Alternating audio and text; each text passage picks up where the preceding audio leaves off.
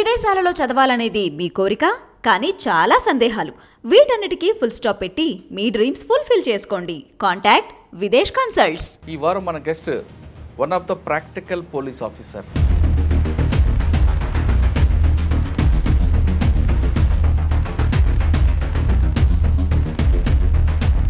మార్కాపురంలో పనిచేస్తున్నప్పుడు ఎక్కువగా ఒక దోర్నాల్ దగ్గర బస్సు డొక్కేట్ జరుగుతుంది. దోర్నాల్ నాకు ఇప్పటికీ గుర్తుంది.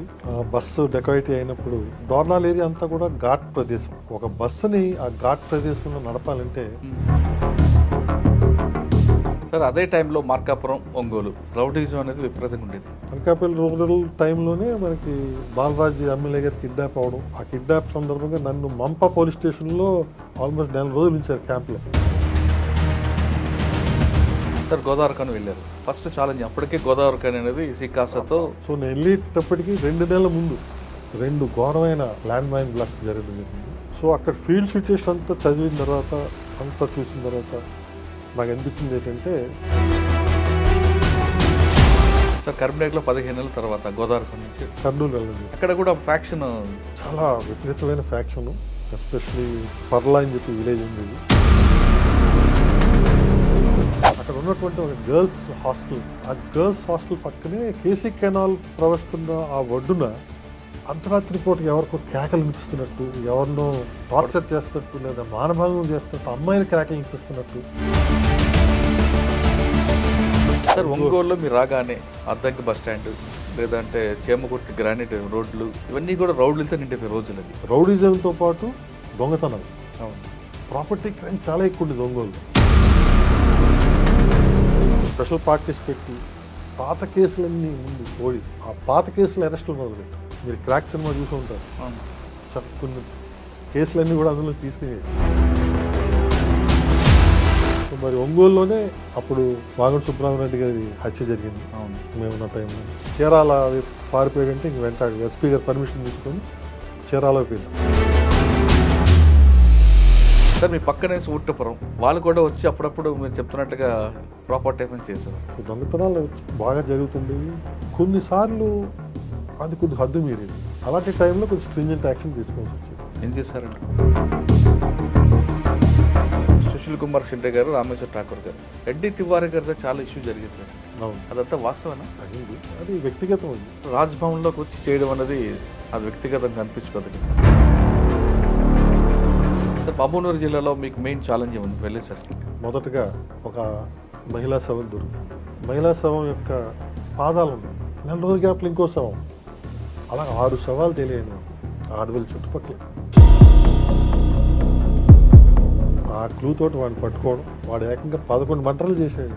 సో అందులో 5 శవాలు మాకు దొరకలేదు. ఎందుకంటే వాడు ఎక్కడెక్కడ తీసుకెళ్ళి చంపాడో వాడికే గుర్తులేదు. ఒక బస్ యాక్సిడెంట్ కేసు కూడా అత్యంత సెన్సేషనల్. 41 మెంబర్స్ చనిపోయారు. బెంగళూరు, హైదరాబాద్ వస్తుంది. ఏ విధంగా ఛాలెంజ్ అంటే అసలు యాక్సిడెంట్ ఎలా అయింది చెప్పడానికి కూడా ఎవరు లేకుండా పోయింది. అందరూ పాపం చనిపోయారు. అన్నీ చారైపోయి ఉన్నాయి బాడీస్.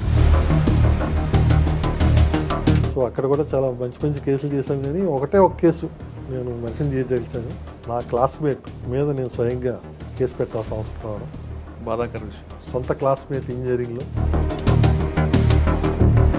సార్ వివేకానంద గారు మర్డర్ కేసు తీసుకుంటే ఎవరు చేసి ఉండొచ్చు? కానీ ముందు నుంచి కూడా మేము తీసుకున్న లైన్ ఆఫ్ ఇన్వెస్టిగేషన్ కరెక్ట్ అని మేము భావిస్తున్నాం. ఆ ఉద్దేశంతో మేము ఫస్ట్ చేసిన అరెస్టులు ఇప్పటికీ నిలబడ్డాం.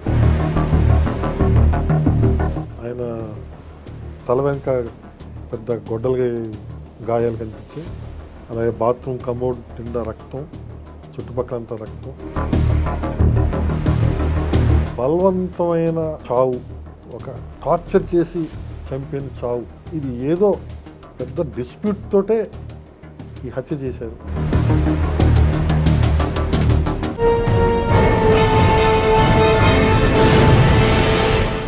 Welcome to crime diaries. ఈ వారం మన guest one of the practical police officer, పేరు డి నాగేంద్ర కుమార్ గారు, రిటైర్డ్ ఐజీపీ ఆంధ్రప్రదేశ్. నాగేంద్ర కుమార్ గారు డిఎస్పీ నుంచి డిపార్ట్మెంట్కి వచ్చారు, ఐజీగా రిటైర్ అయ్యారు. ఆయన ఎక్కడ పనిచేసినా బుక్స్తో పాటు ప్రాక్టికల్గా అంటే కింద స్థాయి సిబ్బంది చెప్పింది మాత్రం వింటుంటూ, అంటే పైనుంచి ఆదేశాలు ఇవ్వడం కాకుండా కింద ఏం జరుగుతుంది గ్రౌండ్ లెవెల్లో అని చూసుకుంటూ దానికి అనుగుణంగా ఆయన డెసిషన్స్ తీసుకునేవారు. అటువంటి ఆఫీసర్ మీకు పరిచయం చేస్తున్నాను. ఆయన ఎక్కువగా మార్కాపురం, ఒంగోలులో రౌడీజాన్ని పూర్తిగా కంట్రోల్ చేసిన ఆఫీసర్. అంతేకాకుండా ఆయన మార్కాపురంలో పనిచేస్తున్నప్పుడు దోర్నాల అనే ప్రాంతంలో ఒక బస్సు డెకైట్ అవుతుంది. డెకైట్ అవగానే సాధారణంగా పోలీస్ ఆఫీసర్ వెళ్ళి అక్కడ ఎవరు చేసి ఉండొచ్చు అనే విషయంతో పాటు వాళ్ళు ఇచ్చిన బాధ్యతలు చెప్పిన సమాచారం మేరకు చుట్టుపక్కల దొంగల లేదా అంటూ విచారణ చేస్తారు. కానీ దోర్నాల దగ్గర జరిగిన ఒక బస్సు దోపిడీలో ఆయన ఒక చిన్న లాజిక్ తీసుకుంటారు. బస్సులో ఉన్న ప్రయాణికులతో మాట్లాడి వాళ్ళు చెప్పిన చిన్న ఇన్ఫర్మేషన్తో ఆ కేసు బ్రేక్ త్రూ తీసుకొచ్చారు. ఆ కేసు ఎలా జరుగుతుంది అనే విషయాలతో పాటు నాగేంద్ర కుమార్ గారు వచ్చినప్పుడు డిపార్ట్మెంట్లోకి ఒక ట్రెడిషనల్ క్రైమ్ జరిగిండేది. తర్వాత అది క్రమేపీ వైట్ కాలర్ రెఫరెన్స్కి మారింది. ప్రస్తుతం సైబర్ క్రైమ్కి వచ్చింది. ఈ సైబర్ క్రైమ్ వచ్చిన తర్వాత ఇప్పుడున్న జనరేషన్ అంటే పోలీస్ ఆఫీసర్స్ అటువంటి విషయాలు ఏ విధంగా దాని కేసును డిటెక్ట్ చేయాలి, ఎందుకంటే సైబర్ క్రైమ్ అనేది కంటికి కనిపించకుండా చేస్తున్న నేరస్తులను పట్టుకోవడం ఎలా అంశాలతో పాటు ప్రజలకి పోలీసుల మధ్యన గ్యాప్ అనేది పెరిగిందా తగ్గిందా, ఒకవేళ అటువంటి సమస్య వస్తే నెక్స్ట్ జనరేషన్లో పోలీస్ ఆఫీసర్ ఏ విధంగా అటువంటి కేసులు డీల్ చేయాలనే విషయాన్ని సార్ నుండి తెలుసుకుందాం. సార్ నమస్తే అండి. నమస్కారం అండి. నాగేంద్ర కుమార్ గారు, రిటైర్డ్ ఐజీపీ ఆంధ్రప్రదేశ్. సార్ మీ గురించి మార్కాపురంలో పనిచేస్తున్నప్పుడు ఎక్కువగా ఒక దోర్నల్ దగ్గర బస్సు డెకైట్ జరుగుతుంది. అంటే ఆ బస్సు డెకైట్ అయినప్పుడు మీరు స్పాట్కి వెళ్ళడం, స్పాట్కి వెళ్ళిన తర్వాత సాధారణంగా మిగతా ఆఫీసర్ లాగే క్లూస్ టీము అని కాకుండా డ్రైవర్లతో మాట్లాడి అంటే ఒక స్పాట్ నుండి ఇంకో స్పాట్కి ఆ డ్రైవర్ ఏ విధంగా తీసుకొచ్చాడు అనే అంశంలోనే మీరు ఒక బ్రేక్తో తీసుకొచ్చారు. అంటే అక్కడ ఆ స్పాట్ అక్కడ దానికి అనుగుణంగా నిర్ణయం తీసుకోవడంతో పాటు మార్కాపురం, ఒంగోలు అనగానే బాగా రౌడీజం ఉండేది.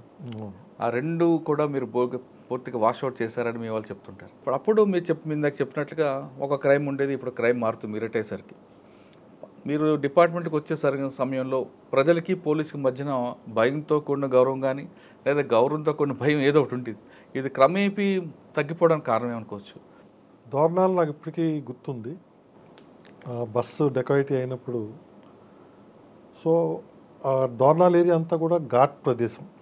సో ఒక బస్సుని ఆ ఘాట్ ప్రదేశంలో నడపాలంటే సాధారణంగా మనకి చాలా చాకచక్యమైన ఎక్స్పర్ట్ డ్రైవర్ అయితేనే ఆ బస్సుని ఆ ఘాట్స్లో, that is one of the biggest ghat మన ఆంధ్రప్రదేశ్ ఏరియాలో, అలాంటి ఘాట్ ఏరియాలోంచి ఒక బస్సుని బయటికి తీసుకెళ్ళాడంటే చాకచక్యమైన డ్రైవర్ అయితేనే అది చేయగలరు.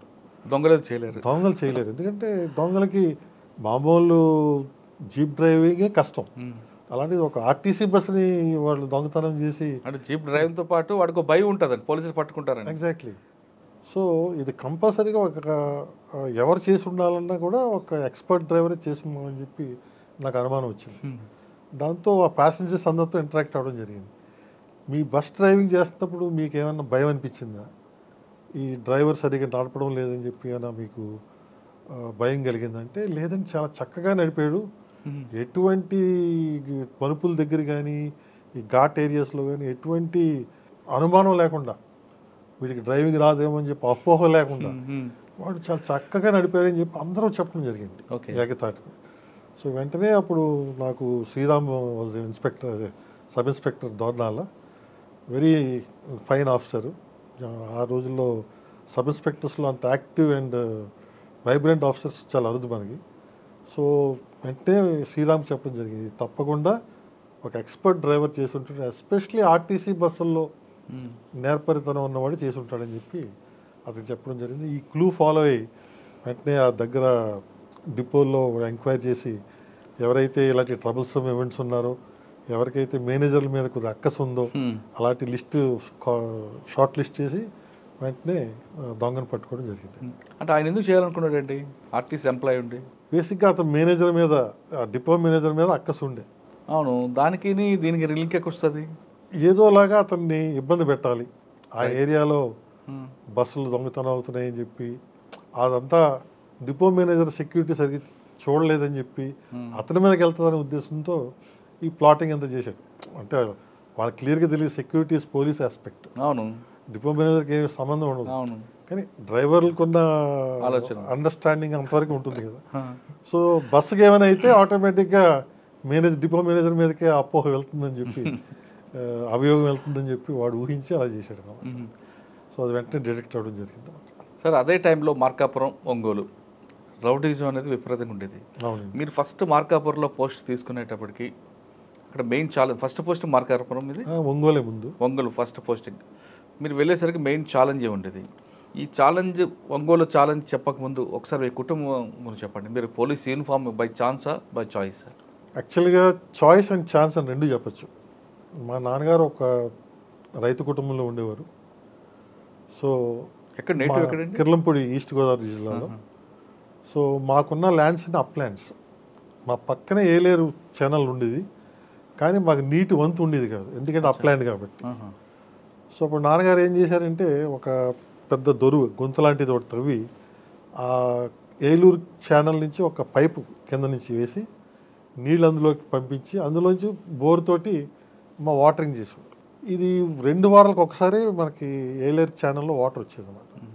సో ఈ నీళ్ళు ఎప్పుడైతే మాకు పారుతున్నాయో మా గొంతులోకి, కింద రైతులందరూ అబ్జెక్షన్ చేయడం మొదలుపెట్టి, సో ఇది పెద్ద గొడవ అయింది. అప్పుడు గొడవ అయితే ఆల్మోస్ట్ డిస్ట్రిక్ట్ కలెక్టర్ వచ్చి వరకు వెళ్ళిపోయింది పంచాయతీ. సో డిస్ట్రిక్ట్ కలెక్టర్ రాబోతున్నాడు ఇన్స్పెక్షన్కి, ఆయన డిసైడ్ చేస్తాడు ఈ నీటిని తీసుకెళ్ళొచ్చా తీసుకెళ్ళకూడదా అని. అప్పుడు నాన్నగారు ఆలోచించారు, ఇప్పుడు ఇది ఇలా కానీ ఉంచితే ఆటోమేటిక్గా తీసేయమంటారు. అప్పుడు ఏం చేశారంటే ఈ గొంతులోంచి వాటర్ అంతా మా పొలాల్లోకి తోడించేసి ఆయన వచ్చే టైంకి, కలెక్టర్ గారు వచ్చే టైంకి నీరు రివర్స్లో బయటికి వెళ్ళే విధంగా, ఛానల్లోకి ఫ్లో అయ్యే విధంగా తీసుకొచ్చారు. సో కలెక్టర్ గారు వచ్చారు. సో ఆ రోజుల్లో కలెక్టర్ గారు కిర్లంపూడి విలేజ్ చిన్న విలేజ్, నవ్వు ఇప్పుడైతే మండలేట్ కోట అయింది, కానీ అప్పుడు చిన్న మారుమూల ప్రాంతం. అక్కడ కలెక్టర్ గారు రావడం అంటే ఆ రోజుల్లో పెద్ద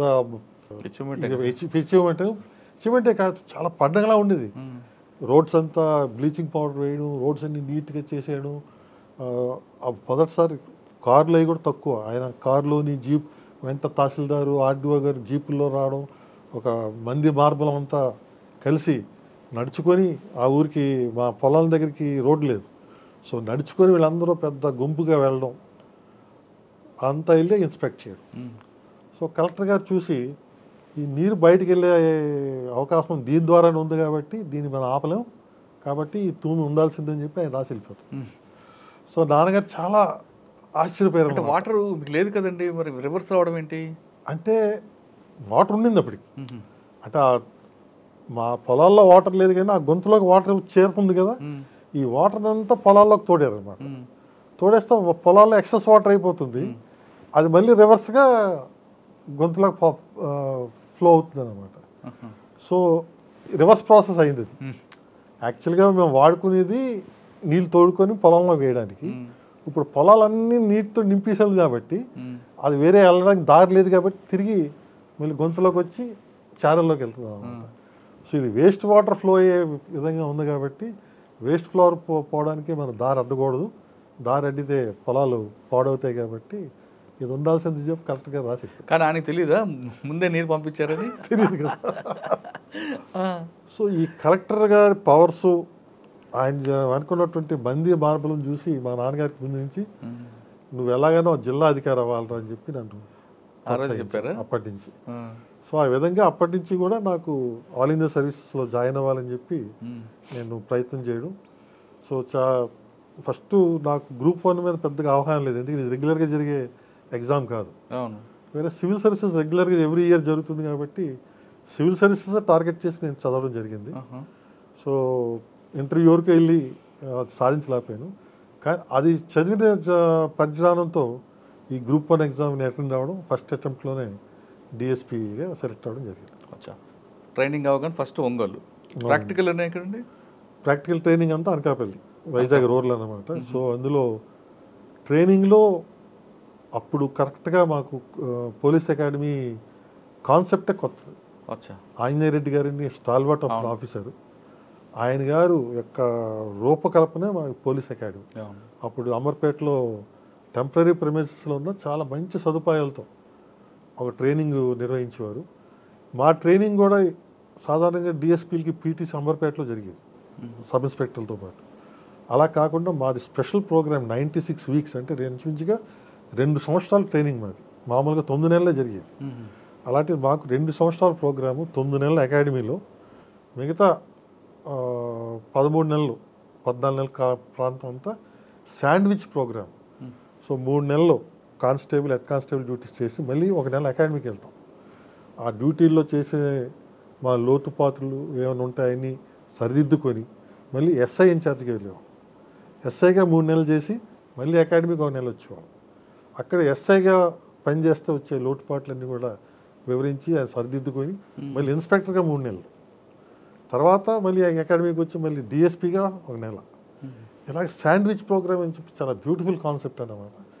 చాలా ప్రాక్టికల్గా మంచి అనుభవం వస్తుంది. మన కానిస్టేబుల్ నుంచి మేము డిఎస్పీ ర్యాంక్ వరకు అన్ని విభాగాల్లో మేము పనిచేసి, ఇంక్లూడింగ్ డిస్ట్రిక్ట్ పోలీస్ ఆఫీస్లో విభాగాలు, అలాగే ఏపీపీలతో కోర్టులో విభాగాలు అన్నిటితోటి మాకు ఇంటరాక్షన్ చేసి అంత చక్కగా తరఫీదు ఇచ్చారు. సార్ ఇప్పుడు అదే కాన్సెప్ట్ ఉందా ఇప్పుడు? ఇప్పుడు చాలా వరకు తగ్గించారండి. ఎందుకంటే ఈ శాండ్విచ్ ప్రోగ్రాంలో అప్సెట్ అవుతుంది ప్రోగ్రామ్ అని చెప్పి కొన్ని ప్రాక్టికల్ ప్రాబ్లమ్స్ ఎదురయ్యాయి. కానీ ప్రోగ్రామ్ అయితే చాలా వెల్ కన్సీవ్డ్. అది ఉంచితే మాత్రం చాలా మంచి ట్రైనింగ్గా ఉండేదన్నమాట. మాకు ట్రైనింగ్ ఇచ్చిన వాళ్ళు కూడా స్టాల్వర్డ్స్. సుబ్బారావు గారు మాకు డైరెక్టర్గా ఉండేవారు, కేఎస్ వ్యాస్ గారు మాకు జాయింట్ డైరెక్టర్, ఆల్ఫ్రెడ్ ఐజీ గారు ఇంకో జాయింట్ డైరెక్టర్, ధన్కర్ ప్రసాద్ గారు ఒక ఎస్పీగా ఉండేవారు, అలాగే సీనియర్ మోస్ట్ భాస్కర్ రెడ్డి గారు అవనండి, సీతారాం సింగ్ గారు అని అడిషనల్ స్పీస్ మాకు చాలా వెల్ ఫుల్ ప్రాక్టికల్ ఎక్స్పీరియన్స్ ఉన్న ఆఫీసర్స్ తోటి మాకు తరఫీదు ఇప్పించేవారు. అలాగే అప్పట్లో రిటైర్డ్ డీజీలు వేణుగోపాలరావు గారు అవనండి, మన గవర్నర్గా పనిచేశారు కదా రామ్మోహన్ రావు గారు అవనండి, లేదా కృష్ణమూర్తి గారు ఐజీ గారు రిటైర్, ఇలాంటి రిటైర్డ్ ఆఫీసర్స్ అందరూ కూడా వచ్చి మా క్లాసులు తీసుకున్నారు. సో ఈ తరఫీదు తోటి మా బ్యాచ్ చాలా చక్కగా ట్రైనింగ్ అయిందని చెప్పి నేను గర్వంగా చెప్పుకోగలను. సార్ అనకాపల్లి ఫస్ట్ పోస్టింగ్ మీకు? First posting Ongole Godavarikhani first posting Godavarikhani was my first posting అనమాట. దాని ముందు ప్రాక్టికల్ ట్రైనింగ్ అంతా అనకాపల్లి రూరల్. అనకాపల్లి రూరల్ టైంలోనే మనకి బాలరాజు ఎమ్మెల్యే గారు కిడ్నాప్ అవడం, ఆ కిడ్నాప్ సందర్భంగా నన్ను మంప పోలీస్ స్టేషన్లో ఆల్మోస్ట్ 4 రోజులు ఉంచారు క్యాంప్లో. ఆ టైంలో నాకు తెలిసింది అసలు మంప పోలీస్ స్టేషన్ అంటే ఇంత చిన్న షెడ్లో ఉండేదండి. చిన్న షెడ్, మినిమం సదుపాయాలు ఏమి ఉండేవి కదా. ఎవరండి ఫస్ట్ ఎస్పీ అప్పుడు? అప్పుడు ఎస్పీగా సంతోష్ మెహ్రా గారు ఉండేవారు, విశాఖపట్నం రూరల్. సో ఆ టైంలో ఇది జరిగింది. అప్పుడు ఎస్వి సుబ్బారెడ్డి గారు ఐజీ ఇంటెలిజెన్స్, ఆయన కొయ్యూరులో గెస్ట్ హౌస్లో వాళ్ళ ఐజీ ర్యాంక్ ఆఫీసర్స్ అంతా క్యాంపింగ్, మేమంతా ఈ పోలీస్ స్టేషన్లో. అక్కడి నుంచి మేము ఏపీఎస్పీ తీసుకొని కోమింగ్ ఆపరేషన్స్ కానీ వెళ్ళేవాళ్ళం. సో కానిస్టేబుల్ లెవెల్లో, ఫీల్డ్ లెవెల్లో ఎటువంటి సాధక బాధకాలు ఉంటాయి, వాళ్ళకి అసలు ఫెసిలిటీస్ ఏమి లేకుండా ఎలాంటి క్లిష్ట పరిస్థితుల్లో వాళ్ళు పనిచేయాలని చెప్పి నేను ప్రత్యక్షంగా చూడడం జరిగింది అన్నమాట. సో అది that help me in the course of my work in Godavarikhani. గోదావరికనిలోనే. సార్ గోదావరికనికి వెళ్ళక ముందు మీ నాన్నగారు చెప్పినట్లుగా మీరు యూనిఫామ్ సర్వీస్ ఆఫీసర్ అయ్యారు. మీ ఫాదర్ ఏమన్నారు అప్పుడు? బ్యాడ్ లక్ అంటే ఫాదర్ అప్పటికి లేరు. అయ్యో. సో ఆయన 75 సర్వీస్కి వెళ్ళడం కూడా లేరు అప్పటికి లేరు. సో నేను సర్వీస్లోకి వచ్చింది 91లో, ఆయన 76లోనే చనిపోయారు. అయ్యో. మా మదర్ అయితే చాలా సంతోషపడ్డారు. సార్ గోదావరికని వెళ్ళారు, ఫస్ట్ ఛాలెంజ్ అప్పటికే గోదావరికని అనేది సికాసతో చాలా క్లిష్ట పరిస్థితుల్లో వెళ్ళడం జరిగింది. అప్పటికి మీకు ఎస్పీ ఎవరంటే సురేంద్ర బాబు గారు. అప్పుడు ఫస్ట్ నేను వెళ్ళేటప్పటికి రాజీవ్ త్రివేది గారు, తర్వాత త్రిపాఠి గారు, తుషార్ ఆదిత్య త్రిపాఠి, తర్వాత సురేంద్ర బాబు, 3 ఎస్పీలు మారారు. సో నేను వెళ్ళేటప్పటికి 2 నెలల ముందు 2 ఘోరమైన ల్యాండ్ మైన్ బ్లాస్ట్ జరగడం జరిగింది. రెండిట్లో ఒక దాంట్లో సుమారుగా 9 మంది, ఒక దాంట్లో 13 మంది మా పోలీస్ సిబ్బంది పాపం కాలం చెల్లారు. అలాంటి పరిస్థితుల్లో నేను గోదావరికని వెళ్ళడం జరిగింది. సో అక్కడ ఫీల్డ్ సిచ్యుయేషన్ అంతా చదివిన తర్వాత, అంతా చూసిన తర్వాత నాకు అనిపించింది ఏంటంటే, అప్పటి ఉన్నటువంటి ఈ నక్సలిజం కంట్రోల్ చేయాలంటే అట్లీస్ట్ మన సైడ్ నుంచి ఎటువంటి క్యాజువాలిటీస్ రాకుండా డిమారలైజ్ అవ్వకూడదు మన ఫోర్స్. ఆ ఉద్దేశంతో ముందుకెళ్ళడం జరిగింది. అది చేయాలంటే ఎప్పుడూ మనం అఫెన్స్లోనే ఉండాలి. డిఫెన్స్లో మనం పడ్డామా వాళ్ళు అఫెన్స్లోకి వస్తారు. సో ఆ పద్ధతిలోనే రెగ్యులర్గా కోమింగ్ ఆపరేషన్స్ పెట్టడం, మంచి ఇన్ఫర్మేటివ్ నెట్వర్క్ తోటి చేసి చాలా చక్కగా ఆర్గనైజ్ చేసేవాళ్ళం. సుమారుగా నేనున్న 15 నెలల్లో సుమారుగా 13 ఎక్స్చేంజెస్ ఆఫ్ ఫైర్ జరగడం జరిగింది. మా సైడ్ నుంచి ఎటువంటి క్యాజువాలిటీస్ లేకుండా మేము బయటపడ్డాం. సార్ ఏరియా డామినేషన్ కోసం మీరు ఏం చేసేవారండి? అదే నేను చెప్తున్నాను కదా, ఇటువంటి ఇన్ఫర్మేషన్ తీసుకొని 4 పక్కల నుంచి ఆపరేషన్స్ కండక్ట్ చేయడం. సో దానికి మా సొంతంగా ఏఆర్లో ట్రైన్ ఫోర్స్ ఉండేది, అలాగే గ్రే హౌండ్స్ అప్పటికి బ్రహ్మాండంగా తరిఫీదైన ఉండేది. ఇంకో పక్కన మా ఏరియాలోని బిఎస్ఎఫ్ సిఆర్పిఎఫ్ దళాలు కూడా క్యాంప్లో ఉండేవి. సో ఈ అన్ని దళాల్ని మిళితం చేయకుండా వేరు స్పెషలైజ్డ్గా పంపించేవాళ్ళం. సో మిళితం చేస్తుంటే ఒకరికొకరు కోఆర్డినేషన్ ప్రాబ్లమ్స్ ఇవన్నీ వచ్చి అప్పట్లో తప్పిదాలు జరిగాయి. అలా కాకుండా ఎవరి ఏరియా స్పియర్ ఆఫ్ ఆపరేషన్ వాళ్ళకు ఉండేటట్టు, ఎవరు స్పెషలైజ్డ్ ఏరియా వాళ్ళు తీసుకునే విధంగా, ఎవరికి డామినేషన్ ఈజీగా చేయగలరో అలాంటి ఏరియా వాళ్ళు తీసుకునే విధంగా చేసి చాలా పగడబందీగా చేయడం జరిగింది. సార్, మీరు పనిచేసిన టైంలో సెంట్రల్ గవర్నమెంట్ సంబంధించి సిఆర్పిఎఫ్ వాళ్ళు అవునండి, లోకల్ పోలీసులని మాట వినకుండా ఒక దగ్గర వెళ్ళి ఒక బ్లాస్ట్ అవుతుంది. ఆ ఇష్యూ గుర్తుందా మీకు? అది యాక్చువల్గా నేనున్నప్పుడు జరగలేదు.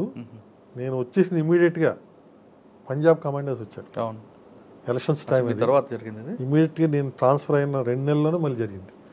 నా 15 నెలల టైంలో దేవుడి దయ వల్ల అవనండి, లేకపోతే మా కృషి వల్ల అవనండి, మొత్తానికి 15 monthsలో we had no blast. So నేను వచ్చేసిన 2 నెలల్లోనే పంజాబ్ కమాండర్స్ ఆ మాధవపూర్ ఏరియాలో చెప్పింది వినకుండా ట్రాక్టర్లో వాళ్ళు ప్రయాణించడం, అది బ్లాస్ట్ జరగడం, వాళ్ళు చనిపోవడం జరిగింది. సార్, మీరు కిర్లంపూడి నుంచి ప్రయాణం చేశారు కరీంనగర్ జిల్లాకి. అప్పటికే కరీంనగర్ అనేది రగులుతుంది. ఎస్. మీ పేరెంట్స్ కానీ మదర్ కానీ ఫ్యామిలీ కానీ వద్దు అనలేదా అటువంటి ప్రాంతాలకు వద్దు అనేది? లేదండి, బేసిక్గా వాళ్ళు పోలీస్ ఫోర్స్లో జాయిన్ అవుతే మీరు ఒక జిల్లా అధికారి స్థాయికి ఎదుగుతారు. సో దాని విధంగా ప్రజలకి చేరువై మంచి సేవ చేయగలుగుతారు. సో ఆ రోజుల్లో నక్సలిజం మా కిర్లంపూడి ఏరియాకి దగ్గరలో ఏలేశ్వరం ఆ ఏరియాలో కూడా ఉండేది. కానీ ఇంత విపరీతంగా లేదు, కానీ కరీంనగర్లో ఉన్నంత ఉధృతం లేదు. కానీ సో అందరికీ తెలుసు ఆ భావజాలం గురించి, వాటి గురించి కూడా తెలుసు కాబట్టి సో వాళ్ళు పెద్దగా అబ్జెక్ట్ ఏం చేయలేదు. కానీ జాగ్రత్త వహించాలని మాత్రం తప్పకుండా చెప్తారు కదా. అవును, అంతవరకు ఉండేది. సార్, కరీంనగర్లో 15 నెలల తర్వాత గోదావరిఖండ్ నుంచి డైరెక్ట్గా మీరు ఒంగోలు, కర్నూలు వెళ్ళడం. కర్నూలులో మహేందర్ రెడ్డి గారు ఎస్పీ. అక్కడ కూడా ఫ్యాక్షన్ చాలా విపరీతమైన ఫ్యాక్షన్, ఎస్పెషలీ పర్లా అని చెప్పి విలేజ్ ఉండేది. పర్లా, ఆవుకు, కిర్లం అవన్నీ కూడా ఇవన్నీ చాలా గోనగండ్ల ఏరియా ఉండండి, చాలా ఫ్యాక్షస్ విలేజ్. చాలా ఎక్కువ ఉన్న టైంలో ఎలక్షన్ టైంలో తీసుకెళ్ళాను నన్ను. ఎలక్షన్ ఇంకా 2 నెలలు ఉందనగా నన్ను తీసుకెళ్ళి సీఎం గారి కాన్స్టిట్యున్సీ అది, ఎస్పెషల్లీ కర్నూలు, విజయభాస్కర్ రెడ్డి గారు చీఫ్ మినిస్టర్, ఆ కాన్స్టిట్యున్సీలో తీసుకెళ్ళి నన్ను పడేశారు. సో బట్ మహేందర్ రెడ్డి గారు వెరీ ఫైన్ ఆఫీసర్, మీకు అందరికీ తెలిసింది.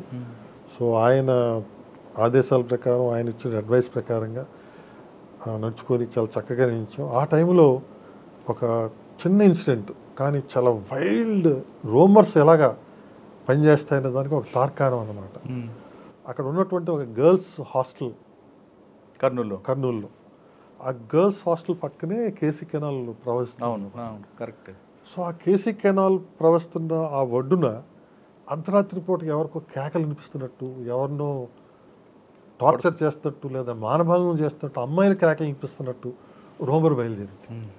ఆ రూమర్ని ఇంకా స్ప్రెడ్ అయిపోయి ఆ హాస్టల్ అంతా విపరీతంగా టెన్షను, అలాగే స్టూడెంట్ ఆర్గనైజేషన్స్ అందరూ కూడా ఇంకా అందరూ ఏదో జరిగిపోయింది. అప్పుడు సోషల్ మీడియా లేదు కాబట్టి తక్కువ, ఓన్లీ కర్నూలులోకే పరిమితం అయింది. స్టిల్ అప్పటికీ ఊరంతా కూడా దావా లాగా వ్యాపించింది. ఇంకా ఇదిగో పులి అంటే అదిగో తోకన్నట్టు, మినిస్టర్ గారు అబ్బాయి చేశాడట, ఇదంతా ఎవరిని అమ్మాయిని రేప్ చేశాడట, ఆ అమ్మాయిని కేసీ కెనాల్లోకి పడేసాడట, ఇలా రకరకాల రూమర్స్ ఉన్నాయి. సో అప్పుడు మహేందర్ రెడ్డి గారు ఆధ్వర్యంలో ఒక ఫ్యాక్ట్ ఫైండింగ్ కమిటీ పెట్టి, ఆ ఫ్యాక్ట్ ఫైండింగ్ కమిటీ తోటి మొత్తం ఏరియా అంతా, ప్రతి ఏరియాని విజిట్ చేసి అందరికీ సంతృప్తి పడే విధంగా అందరినీ మేము తిప్పి ఎటువంటి ఇన్సిడెంట్ జరగలేదని చెప్పి నైట్ టైం మేము కూడా అక్కడ పడుకొని, ఇన్స్పెక్టర్ లేడీ ఆఫీసర్స్తో కలిపి అక్కడ పడుకొని 3-4 రాత్రులు ఎటువంటిది లేదమ్మా. ఎవరండి క్రియేట్ చేశారు అది ఎవరికి తెలియదు. ఇప్పుడైతే సోషల్ మీడియా తెలుసు మనకి, ఏ ఫోన్ నుంచి వచ్చిందని మనం ట్రాక్ చేయగలం. ఆ రోజుల్లో ఎవరో తీసుకొచ్చారు, అర్ధరాత్రి విన్నారు కేకలు అని చెప్పి ఒక పుకారు పుట్టించారు. ఆ పుకారుతోటి అంతా గగ్గోలైపోవడం మొదలుపెట్టారు. మొత్తానికి అది సర్దుమరిగిన తర్వాత ఎలక్షన్స్ అయ్యి సో అటువంటి ఫ్యాక్షన్ ఏరియాలో కూడా అసెంబ్లీ ఎలక్షన్సే కాదు, ఎంపీపీ ఎలక్షన్స్, లోకల్ ఎలక్షన్స్ కూడా ఎటువంటి ఇన్సిడెంట్ లేకుండా చేయడం జరిగింది. సార్ సాధారణంగా కర్నూలు అనగానే ఫ్యాక్షన్, ఉదయం పోలింగ్ స్టార్ట్ అయిన దగ్గర నుంచి బూత్ సెంటర్కి వచ్చే వరకు ఏదో ఒకటి జరుగుతుంది, లాస్ట్ మూమెంట్లో ఖచ్చితంగా జరుగుతుంది. ఏ చిన్న ఇన్సిడెంట్ లేకుండా ఎలా చేశారండి? అంటే ఒక బల్ట్ కాదు మీరు చెప్పేది, చాలా ఏరియాస్ ఉన్నాయి కదా. మొత్తం కర్నూలు సబ్ డివిజన్ అంతా కూడా ఎటువంటి ఇన్సిడెంట్ లేకుండా చేయడానికి కారణం మేము ముందు నుంచి చేసినటువంటి స్పేడ్ వర్క్. ఏదైతే మాకున్నటువంటి ఈ ఏరియా డామినేషన్ గోదావరి కెనాల్లో అనుభవం ఉంది కదా, దీన్ని మేము అక్కడ ఉపయోగించాం. సో తీసుకెళ్ళి ఫ్యాక్షన్ విలేజెస్లో మ్యాసివ్గా హౌస్ టు హౌస్ సర్చెస్, ఎక్కడ బాంబులు దొరకాలన్నా, గొడ్డళ్ళు, కత్తులు ఏమి దొరికినా సరే చాలా స్ట్రింజెంట్ యాక్షన్ తీసుకున్నాం. అందరూ బైండ్ ఓవర్ చేశారండి. ఇంకా అంతా బైండ్ ఓవర్ చేయడం, ప్రతి ఒక్కరిని ఎవరిని దొరికితే బాంబు కాదు కదా, బాంబు తయారు చేయడానికి కావాల్సిన మెటీరియల్ దొరికినా కూడా మేము ఉపేక్షించేవాళ్ళం. చిన్న తాడు దొరికినా చాలు చాలా నాడు అని చెప్పి ఆ రోజుల్లో చాలా స్ట్రిక్ట్గా ఇంప్లిమెంట్ చేసాం. సో ఒక భయం ఏర్పడింది, వీళ్ళు ఊరుకోర్రా, పోలీస్ చాలా గట్టిగా ఉన్నదని చెప్పి ఒక భయమైన వాతావరణం తీసుకొచ్చాం. ఓటర్స్లో కాన్ఫిడెన్స్ తీసుకొచ్చాం. పోలీసు చాలా గట్టిగా చేస్తుందన్నమాట. పోలీస్ ఎప్పుడు కూడా చేస్తున్నట్టు కూడా అనిపించాలి కదా. అప్పట్లో సోషల్ మీడియా లేదు, ఏమీ లేదు, అయినా సరే మీడియా కూడా చాలా చక్కగా సహకరించి ఆ రోజుల్లో ఓన్లీ పత్రికా ముఖంగానే మేము ఇచ్చినటువంటి స్టేట్మెంట్స్ కానీ అన్నీ కూడా ప్రాముఖ్యంగా ప్రసరించి చాలా చక్కగా సహకరించారు. అచ్చా సార్, దానికి మీరు చేసిన దీంట్లో మీరు చెప్పినంత ఈజీగా కాదు. అక్కడ ఫ్యాక్షనిస్టులు కూడా తిరగబడతారు, మా ఏరియాలో మీరు ఏంటి రావడం, డామినేట్ చేయడం అనేది. అటువంటి తిరుగుబడే వాళ్ళు కూడా ఎదురయ్యారా మీకు? లేదు, లక్కీగా. ఎందుకంటే మేము ముందుగానే ఊహించి, సాధారణంగా ఒక ఓటు నామినేషన్ వేయడానికి భయపడే సందర్భం కదండి అది. కరెక్టే. ఎక్కడంటే ఎప్పుడు కూడా మనం చిన్న పాము అయినా సరే పెద్ద కర్రతోటి కొట్టాలి, ఆ సూత్రం ఇది, ఆ సూత్రమే. సో ఎప్పుడు కూడా సఫిషియెంట్ ఫోర్స్ తోటి వెళ్ళేవాళ్ళం. మన దగ్గర ఫోర్స్ కానీ లేదు, మనం కొద్దిగా వీక్గా ఉన్నామని కానీ అనిపిస్తే తప్పకుండా తిరగబడతారు. ఎప్పుడైనా 2-3 వెళ్ళి 8% సెర్చ్ చేయమని చెప్పేవాడు, కానీ కంపల్సరీగా ఫుల్ ఫ్లెడ్జ్డ్ ఫోర్స్ తోటి వెళ్ళేవాడు. వెళ్ళి అండ్ మంచి కమాండింగ్ ఆఫీసర్స్ ఎవరన్నా సరే అలా తిరగబడే రకం ఉంటే వాళ్ళని కన్విన్స్ చేయగల వాక్చాతుర్యం ఉన్న ఆఫీసర్స్ కూడా పెట్టుకునేవాళ్ళం గ్రూప్లో. సో ఏమైనా అవసరం అయితే వాడిని పక్కకి తీసుకెళ్ళి వాడిని సర్ది చెప్పి ఏదో చెప్పడం అంటే మాటలతోనే కర్రలతోనే ఎలాగైనా కావచ్చు. సో అన్ని రకాల ఉపాయాలు ఉంటాయి కదా. సో సామధాన దండోపేదాలు అంటూ, సో ఆ విధంగానే చేసేవాళ్ళం. ఆ టైం మాకేంటంటే ధైర్యం మహేందర్ రెడ్డి గారు ఎటువంటి పరిస్థితుల్లో మమ్మల్ని సపోర్ట్ చేస్తారు. అండ్ మా కొలీగ్స్ కూడా ఆ టైంలో యోగానంద్ గారు మా సీనియరు, అక్కడ రఘురామారావు గారు మా బ్యాచ్మేటే, ఇప్పుడు ప్రజెంట్ డీజీ గారు రవిగుప్తా గారు ఆదోనిలో ఉండేవారు. అంతా డైరెక్ట్ ఆఫీసర్స్ ఉండేవాళ్ళు, ఒక టీం వర్క్తో పనిచేసేవాళ్ళు. సో అందువల్ల చాలా చక్కగా ఏ పనైనా సరే సాధించగలిగాం. ఓకే, కర్నూలు తర్వాత అండి? కర్నూలు తర్వాత మీరు అన్నటువంటి ఒంగోలు సార్. సో సార్ ఒంగోలులో మీరు రాగానే మీకు Addanki bus stand, Chirala road, లేదంటే చేమకుర్తి గ్రానైట్ రోడ్లు, ఇవన్నీ కూడా రౌడీలతో నిండిపోయే రోజులు అవి. ప్రతి రౌడీ వెనుక ఒక పొలిటీషియన్ ఉండేవాడు, ఏదో పార్టీ ఏమని. దాన్ని ఎలా హ్యాండిల్ చేశారండి? ఇదేనండి పద్ధతి, బేసిక్గా బైండింగ్ ఓవరే. కానీ మీరు చెప్తున్న మిగతా ప్రాంతాలకి ఒంగోలుకి డిఫరెంట్, చాలా డిఫరెన్స్ ఉంటుంది. ఇక్కడ ఉన్న ఇంకో అత్యంత పెద్ద సమస్య ఏమిటంటే రౌడీజంతో పాటు దొంగతనాలు. అవును, ప్రాపర్టీ క్రైమ్ చాలా ఎక్కువ ఉండేది ఒంగోలులో.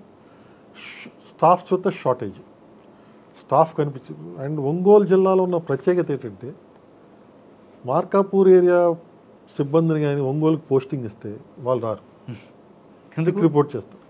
వాళ్ళకి ఎందుకనో ఆ వాతావరణం కానీ ఏమి వాళ్ళకి సరిపడదనో ఎందుకనో టౌన్ ఏరియా రావడానికి ఏముంది, రారండి. అలాగే ఒంగోలు ఏరియా వాళ్ళని మీరు మార్కాపురం పోస్ట్ చేస్తే వాళ్ళు అక్కడ ఉండలేరు. సో ఏ ఏరియా వాళ్ళు ఆ ఏరియాలోనూ ఉండేవాళ్ళు అనమాట. చీరాల ఏరియా వాళ్ళు ఇటు వచ్చేవాళ్ళు. సో 3 ఏరియాల కింద ఉండిపోయి చీరాల వాళ్ళు రాలేదంటే అర్థం చేసుకోవచ్చు, ఇక్కడ డబ్బులు వస్తాయని. మార్కాపురం రావడానికి వచ్చేవాళ్ళు కాదండి. మార్కాపురం ఏరియా వాళ్ళు ఎవరిని పోస్ట్ చేసిన కిందకి చీరాల వైపు కానీ ఒంగోలు కానీ వాళ్ళు వచ్చేవాళ్ళు కాదు. సో కందుకూరు, కనిగిరి, గిద్దలూరు, మార్కాపురం, ఎర్రగొండపాలెం ఈ ఏరియాస్ అన్నీ ఒక బెల్ట్ లాగా ఉంది. ఈ కింద ఉన్నటువంటి ఒంగోలు, చీరాల, మన సింగరాయకొండ ఏరియాస్ అన్నీ ఒక coastal areas. So coastal area సిబ్బంది ఎవరు కూడా ఇటు రావడానికి ఇష్టపడేవారు. అప్పటికి వాళ్ళని ఒప్పించి నెమ్మదిగా ఎస్పీని బతిమాలుకొని, ఎవరండి ఎస్పీ అప్పుడండి? అప్పుడు ఫస్ట్ మాకు అంజనీ కుమార్ గారు, తర్వాత కేఆర్ఎం కిషోర్ కుమార్ గారు, తర్వాత హసన్ రజా గారు, ముగ్గురు ఎస్పీల దగ్గర పనిచేశారు.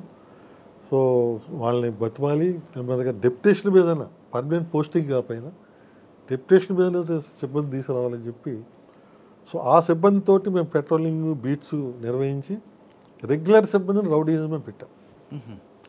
స్పెషల్ పార్టీస్ పెట్టి పాత కేసులన్నీ ముందు తోడి ఆ పాత కేసులు అరెస్టులు మొదలుపెట్టాం. పాత కేసులన్నీ అపరిష్కృతంగా ఉంచేసేవారు. దానివల్ల వీళ్ళు రౌడీజంలో ధైర్యం పెరిగిపోయేది, మమ్మల్ని ఏం చేయలేరని. అలాంటిది లేకుండా పాత కేసులన్నీ కూడా తిరిగి తోడి, మీరు క్రాక్ సినిమా చూసి ఉంటారు, కొన్ని కేసులన్నీ కూడా అందులో తీసుకునేవి. టైగర్ నాగేశ్వరరావు ఎదురయ్యాడండి మీకు అప్పట్లో? ఇంకా పేర్లు వద్దులండి. మొత్తానికి ఇవన్నీ కూడా ఆ కేసులన్నీ తోడి వాళ్ళందరినీ లోపలేసి స్ట్రిక్ట్ యాక్షన్ తీసుకోవడం ద్వారా ఆ టైంలో కూడా పీడీ యాక్ట్ మొదటిసారి ప్రయోగించాం.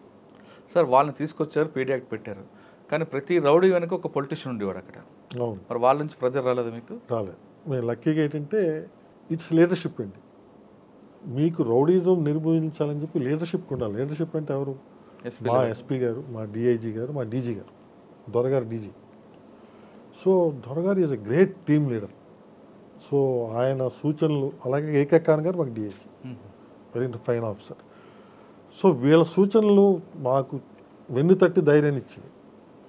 మీరు ముందుకెళ్ళండి, ఏమైనా సరే మేము చూసుకుంటాం. సో లోకల్ పొలిటీషియన్స్ చాలా స్ట్రాంగ్ పొలిటీషియన్స్ ఉండేవారు ఆ టైంలో. మాగుంట సుబ్బరామరెడ్డి గారు, తర్వాత కర్ణం బలరాం గారు ఒక పక్కన, గొట్టుపాటి హనుమంతరావు గారు ఒక పక్కన. సో స్టాల్వర్డ్స్ ఆ టైంలో పొలిటీషియన్స్ ఒంగోలు చూస్తే. బట్ స్టిల్ వాళ్ళు ఎవరు కూడా మా జోలికి వచ్చి రాకుండా మమ్మల్ని షీల్డ్ చేసే ఘనత అయితే మా ఆఫీసర్ తీసుకున్నారు.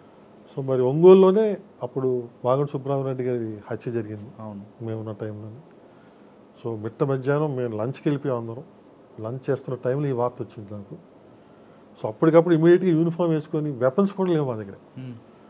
సో చీరాల పారిపోయాడంటే అప్పుడు ఇమీడియట్గా నేను జీప్ వేసుకొని, గన్మెన్ కూడా వెపన్ లేదు, గన్మెన్ కూడా డిపోజిట్ చేసి వచ్చాడు. అయినా సరే గన్ అవసరం లేదు పదరా అని చెప్పి తీసుకొని ఇంక చీరాల పారిపోయాడంటే ఇంక వెంటాడు. ఎస్పీ గారు పర్మిషన్ తీసుకొని చీరాలకు వెళ్ళాం. నేను, గన్మెన్, డ్రైవర్ ముగ్గురమే వెళ్తే చిన్నగంజాం దగ్గర వెహికల్ అబాండన్ చేసాడు, తిరగబడిపోయి ఉంది. సో వీడు కంపల్సరీగా రైల్వే స్టేషన్కి ఈ వెహికల్ వెళ్ళిపోయిందంటే ట్రైన్ ఎక్కడానికి వెళ్ళి ఉంటారని చెప్పి చిన్నగంజాం రైల్వే స్టేషన్ దగ్గరికి వెళ్ళాం. అప్పుడు లక్కీగా అక్కడ పోర్టర్స్ వాళ్ళు, ఎవడో కొద్దిగా రక్తం మార్కులు ఉన్నాయండి, వాడు అలా నడుచుకుంటూ పోతున్నాడు, మ్యాంగో తోప్స్, మ్యాంగో ప్లాంటేషన్స్ ఉన్నాయి, జీడిబాబు తోటలన్నీ, అందులోకి వెళ్ళారని చెప్పాను. సో నాకు అర్థమైంది, అయితే ఇది చాలా చాకచక్యంగా పట్టుకోవాలి వీళ్ళు. వీటి వెళ్ళినట్టు మాకు క్లూ అయితే వచ్చింది. సో అప్పుడు చుట్టుపక్కల విలేజెస్ వాళ్ళందరికీ కౌరు పెట్టాం. కౌరు పెట్టి వాళ్ళందరినీ మొబిలైజ్ చేసాం. ఇలా హత్య జరిగింది సుబ్బరామరెడ్డి గారికి, మన ఎంపీ గారిది, వీడు ఈ చుట్టుపక్కల తోపుల్లో దాంకొని ఉన్నాడు, చాలా జాగ్రత్తగా, వాడి దగ్గర తుపాకీ ఉంది, చాలా జాగ్రత్తగా మనం చుట్టుముట్టి వాడిని పట్టుకోవాలని వాళ్ళందరినీ మొబిలైజ్ చేసి చుట్టుముట్టి వాడిని పట్టుకోవడం జరిగింది. పంతం గణేష్ని అలాగా పట్టుకోవడం జరిగింది. గణేష్ పబ్లిక్కే పట్టుకొని మాకు చెప్పారు. సో వాడిని తీసుకొచ్చి అది చీరాల జ్యూరిడిక్షన్ అవ్వడం జరిగింది. సో చీరాల జ్యూరిడిక్షన్లో వాడిని ఇమీడియట్గా అప్పచెప్పి, ఈలోపు ఇక్కడ లా అండ్ ఆర్డర్ ప్రాబ్లం వస్తుందని ఒంగోలు అర్జెంటుగా వాపసు వచ్చామని నేను వచ్చేయడం జరిగింది. కానీ చీరాల వరకు రావడానికి, రైల్వే చీరాల వైపు రావడానికి కారులో వస్తుంటాడు ఆయన. అవును. కానీ అక్కడ పోలీస్ సరంగా లేకపోవడం, పోలీసు ఉండబట్టి వాళ్ళు కళ్ళగప్పొచ్చని చెప్తుంటాడు ఆయన. అంటే మీరు అన్నది కరెక్టే, ఎందుకంటే అది లంచ్ టైం. లంచ్ టైం తర్వాత యూజువలీ ద వీకెస్ట్ పాయింట్ మా పోలీస్ డిపార్ట్మెంట్లో ఇప్పుడు సరిదిద్దుతున్నారు చాలా వరకు. లంచ్ తర్వాత ఈవినింగ్ 4 వరకు మధ్య గ్యాప్, ఎందుకంటే మధ్యాహ్నం కంపల్సరీ అందరూ రెస్ట్లో ఉంటారు. ఓన్లీ చిన్న చిన్న పోలీస్ స్టేషన్లు అయితే ఓన్లీ సెంట్రీయే ఉంటాడు డ్యూటీ. అలాగే తెల్లవారుజామున ఆఫ్టర్ 5 to మార్నింగ్ 8 బీట్లన్నీ క్లోజ్ అయిపోతాయి. పోలీస్ స్టేషన్కి వెళ్ళి బీట్ పుస్తకాలు ఇచ్చేస్తారు. పోలీస్ అన్న వాళ్ళు కనపడతారు except sentry in the police station. So these are the weak times. అదే టైంలో మనకి ఆ టైంలో నక్సలైట్లు అటాక్లు కానీ, తెల్లవారుజామున పోలీస్ స్టేషన్ మీద అటాక్లు జరిగేవి. ఆ టైంలోనే చాలామందికి దొంగలు తప్పించిపోవడం జరగడం, ఇలాంటివన్నీ కూడా జరిగేది ఈ టైమ్స్లోనే. సో ఈ టైంలో వాడు ఆ రూట్ తీసుకోవడంలో అన్ని చిన్న పోలీస్ స్టేషన్, నాగలపులపాడు కానీ, చినగంజాం పోలీస్ స్టేషన్, ఇన్ని చిన్న చిన్న పోలీస్ స్టేషన్స్. స్టేషన్లోనే ఉన్న సెంట్రీ, మరి రోడ్డు మీద చెక్ పాయింట్ ఎవరు పెడతారు? కష్టం. సో అప్పటికి సెట్లో అందరికీ ఇన్ఫార్మ్ చేసిన, సో రోడ్డు మీద చెకింగ్ అనేది జరగలేదు. సో వాడు చెప్పింది వాస్తవం. సో అందుకని నేను అది తెలిసే నేను వెంటనే వెంటాడడానికి వెళ్ళడం జరిగింది. సో నేను ఆ స్పాట్లో తీసుకున్న డెసిషన్ వల్ల అది వాడు దొరికిబట్టే కదా మీకు లీడ్ వచ్చింది. కాకపోతే ఆ రోజు అది ఆపోజింగ్ పార్టీ అయినటువంటి తెలుగుదేశం మీద వెళ్ళి చాలా పెద్ద గొడవలు అవి. కరెక్ట్. ఇమ్మీడియట్గా పట్టుకోవడం వల్లే అది పలానా వాళ్ళు చేశారని బయటకు వచ్చింది. కానీ ఎందుకు చేశారండి? యాక్చువల్గా వాళ్ళ ఉద్దేశం ఏంటంటే కిడ్నాప్ చేద్దాం, చంపాలని కాదు, చంపాలని ఉద్దేశం లేదు వాళ్ళకి. కిడ్నాప్ చేద్దాం టైంలో గన్మ్యాన్ ఉన్నాడు కదా, గన్మ్యాన్ ఫైర్ ఓపెన్ చేయడంతో ఎక్స్చేంజ్ ఆఫ్ ఫైర్ అయింది. ఆ టైంలో ఇది జరగడం. సార్ ఒంగోలు రౌడీజం కంట్రోల్ అయింది అంటే బాగా తన్నేవారా? మరి అంతే కదా మనం. సార్ మీ పక్కనే ఊట్టపురం, వాళ్ళు కూడా వచ్చి అప్పుడప్పుడు మీరు చెప్తున్నట్టుగా ప్రాపర్టీ అఫెన్స్ చేసేవారు. చాలా అండి. ఒంగోలు ప్రాపర్టీ అఫెన్స్కి ఫేమస్, ఎందుకంటే చాలా రిచ్ కమ్యూనిటీ అది. ఎందుకంటే చేపల చెరువులు అవనండి, టొబాకో వలన గ్రానైట్స్ వలన అవనండి, చాలా. And it's very good trade centre. ఆ రోజుల్లో సినిమా బిజినెస్ కూడా ఆ ఏరియా నుంచి ఎక్కువ జరిగేది. ప్రొడక్షన్, సినిమా యాక్టర్లు గిరిబాబు గారు వీళ్ళందరూ అక్కడి నుంచే, వీళ్ళందరూ అక్కడి నుంచే. సో చాలా రిచ్ కమ్యూనిటీ ఉండేది. అందుకే అలాగే చీరాల ఏరియా కూడా చాలా ఫేమస్. అంత వస్త్ర వ్యాపారంకి ఆ రోజుల్లో చాలా పెద్ద సెంటర్ అది. వీటి వల్ల ఈ ఏరియా అంతా కూడా చాలా రిచ్గా ఉండడం వల్ల ఆటోమేటిక్గా గోల్డ్ వాల్యుబుల్స్ ఎక్కువ ఉంటాయి. ఆ రోజుల్లో ఎంత లాకర్స్ ఫెసిలిటీలు కానీ ఇలాంటివన్నీ అందుబాటులో ఉండేవి కావు.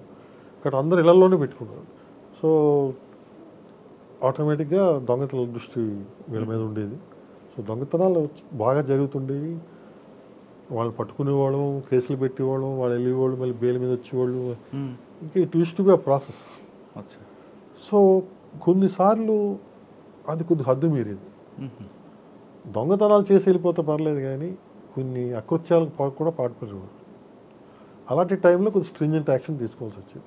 ఏం చేశారండి? ఇంకా వాళ్ళని ఏదో విధంగా శిక్షించాలి కదా. సో తప్పకుండా ఒక పరిస్థితిలో కొంతమందిని ఎలిమినేట్ చేయాల్సిన అవసరం వచ్చేది. అంటే వాళ్ళు రేపు కూడా చేసేవారు కదా? అవును. ఎంతమంది అండి ఆ విధంగా అప్పట్లో? 4-5 ఉండేవారండి. ఎలిమినేట్ అయ్యారు. సరే ఒంగోలు తర్వాత మీరు మార్కాపురం. అవునండి. ఎందుకంటే ఒంగోలు రౌడీజం కంట్రోల్ అయింది, మార్కాపురం ఇస్తారా? కానీ మార్కాపురం వెళ్ళేసరికి మీకు ఒకవైపు రౌడీజం, మరోవైపు ఎస్టివిజం, పైన దోరణాల అదంతా కూడా ఉంటుంది. ఈ రెండు సమస్యలు ఎలాగ మీరు బ్యాలెన్స్ చేస్తారండి? సో రౌడీజం మీద ఆల్రెడీ నాకు ఒంగోలులో అనుభవం ఉంది కాబట్టి, సో సేమ్ అదే పద్ధతుల్లో. అంటే మీ పేరు ముందే వెళ్ళి కూర్చుంది అక్కడ కదా మరి. ఆ ఉద్దేశంతో అప్పుడు డీజీ గారు కానీ వాళ్ళందరూ కూడా సెలెక్ట్ చేసి అక్కడ పెట్టడం జరిగింది. అలాగే నాకు గోదావరికైనా ఎక్స్పీరియన్స్ ఉంది కాబట్టి నక్సలిజం మీద కూడా అవగాహన ఉందని చెప్పి 2 క్రోడీకరించి అక్కడ నన్ను పోస్ట్ చేయడం జరిగింది.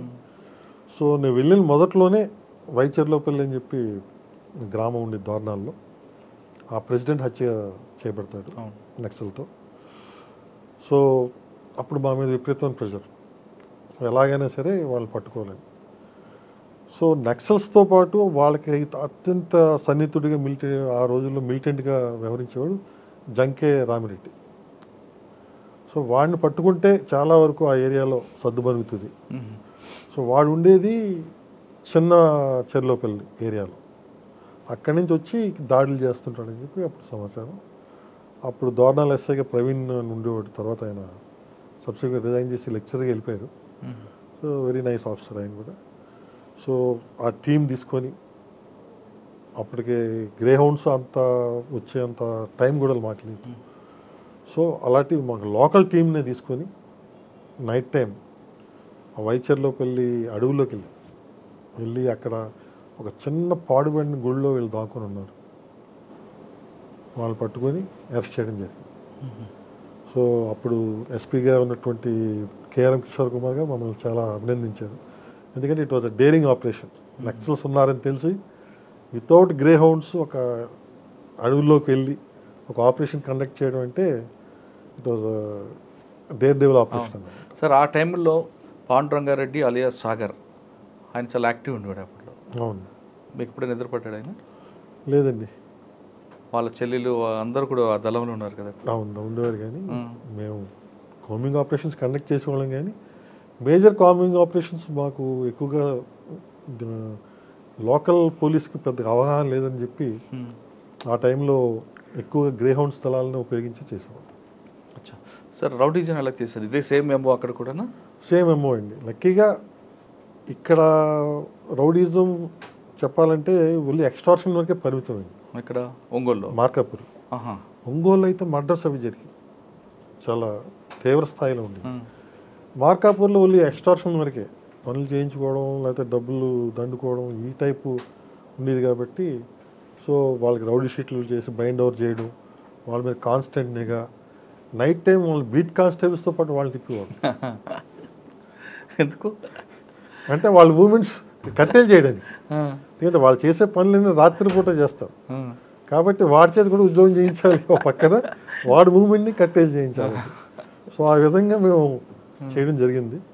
సో ఆ విధంగా చాలా వరకు కంట్రోల్ అయిపోయింది. బేస్తవారపేట రౌడీజం మీ ఒపీనియన్ ఏంటండి? బేస్తవారపేట ఖమ్మం రౌడీజం అంటే అది లోకలైజ్డ్ అంటే పెద్ద ఆకు రౌడీలేనా? అంతే ఆకు రౌడీలే అని చెప్పుకోవచ్చు. ఖమ్మం మాకు చాలా సెన్సిటివ్గా ఉండేది ఆ రోజుల్లో. అక్కడ వినాయక చవితి దసరా సంబరాలంటే చాలా పెద్ద ఎత్తులో చేసేవారు. ఇప్పుడు కూడా గొడవలు అవుతుంది, కానీ చాలా చక్కగా నేనున్న 3 సంవత్సరాలు కూడా చాలా చక్కగా చేసాం. అదే టైంలో గిద్దలూరు ఎమ్మెల్యే గారు పిడతల రాంభూపాల్ రెడ్డి గారు ఉండేవారు. వారి ఫ్యామిలీ దొంగతనం జరిగింది ఆ ఘాట్ రోడ్లు, గిద్దలూరు ఘాట్ రోడ్లు. ఎక్కడ, ఏ ఘాట్ అండి? గిద్దలూరు నంద్యాల ఘాట్. ఆ రోజుల్లో దోర్నాల్ ఘాట్ ఇటువైపు ఉంటుంది, Giddalur ghat. These are the 2 entries to our Andhra area ఆ రోజుల్లో. సో ఆ ఘాట్ రోడ్లో వాళ్ళు వ్యాపారాలన్నీ కర్నూలులో ఉండేవి, రాంభూపాల్ రెడ్డి గారు. సో వాళ్ళ ఫ్యామిలీ మెంబర్స్ ఫ్రీక్వెంట్గా కర్నూలు గిద్దలూరు వస్తుంటారు. సో ఆ టైంలో ఒక నైట్ లేట్, నాట్ బాగా అర్ధరాత్రి ఏం కాదు, కొద్దిగా జస్ట్ చీకటి పడుతున్న టైంలో లేట్ ఈవినింగ్ వీళ్ళ కార్ని అటగించి ఒక జీపు లేడీస్ దగ్గర నుంచి, ఫ్యామిలీ మెంబర్స్ అందరి దగ్గర నుంచి సుమారుగా 150 తులాల ఆ రోజుల్లో బంగారం దొంగిలించడం జరిగింది. సో లక్కీగా ఆ జీప్ నెంబర్ని వాళ్ళు నోట్ చేశారు. సో అదొక్కటే మాకున్న క్లూ, ఒక grey colour commander jeep with so and so number. So అప్పుడు ఆ క్లూ తోటి మేమందరం వర్క్ చేయాలి. సో మొత్తం కానిస్టేబుల్స్ అందరికీ మేము నెక్స్ట్ ఏం చేసామంటే, ప్రతి వాళ్ళు మెమరైజ్ చేసుకోండి ఆ number, grey colour commander jeep so and so number. మీకు ఎక్కడ తారసపడినా మీరు వెంటనే మాకు ఇన్ఫార్మ్ చేయాలి.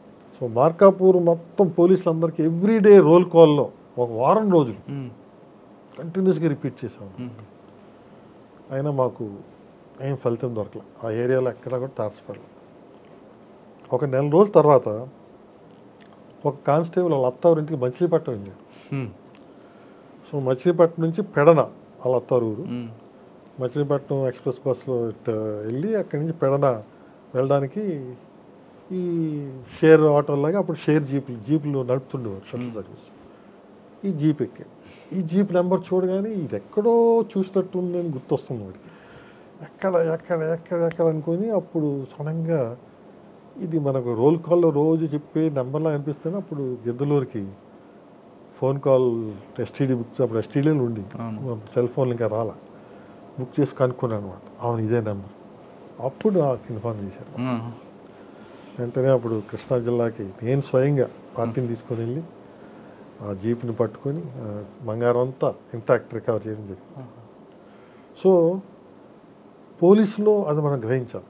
మనకు అత్యంత ఎక్కువ సిబ్బంది ఉండేది కానిస్టేబుల్ లెవెల్స్, కానీ అతి తక్కువ ఉపయోగించుకునేది వాళ్ళే. ప్రతిదీ ఇన్స్పెక్టర్, సబ్ ఇన్స్పెక్టర్ చేయాలి, ఈ చేయాలి కాదు.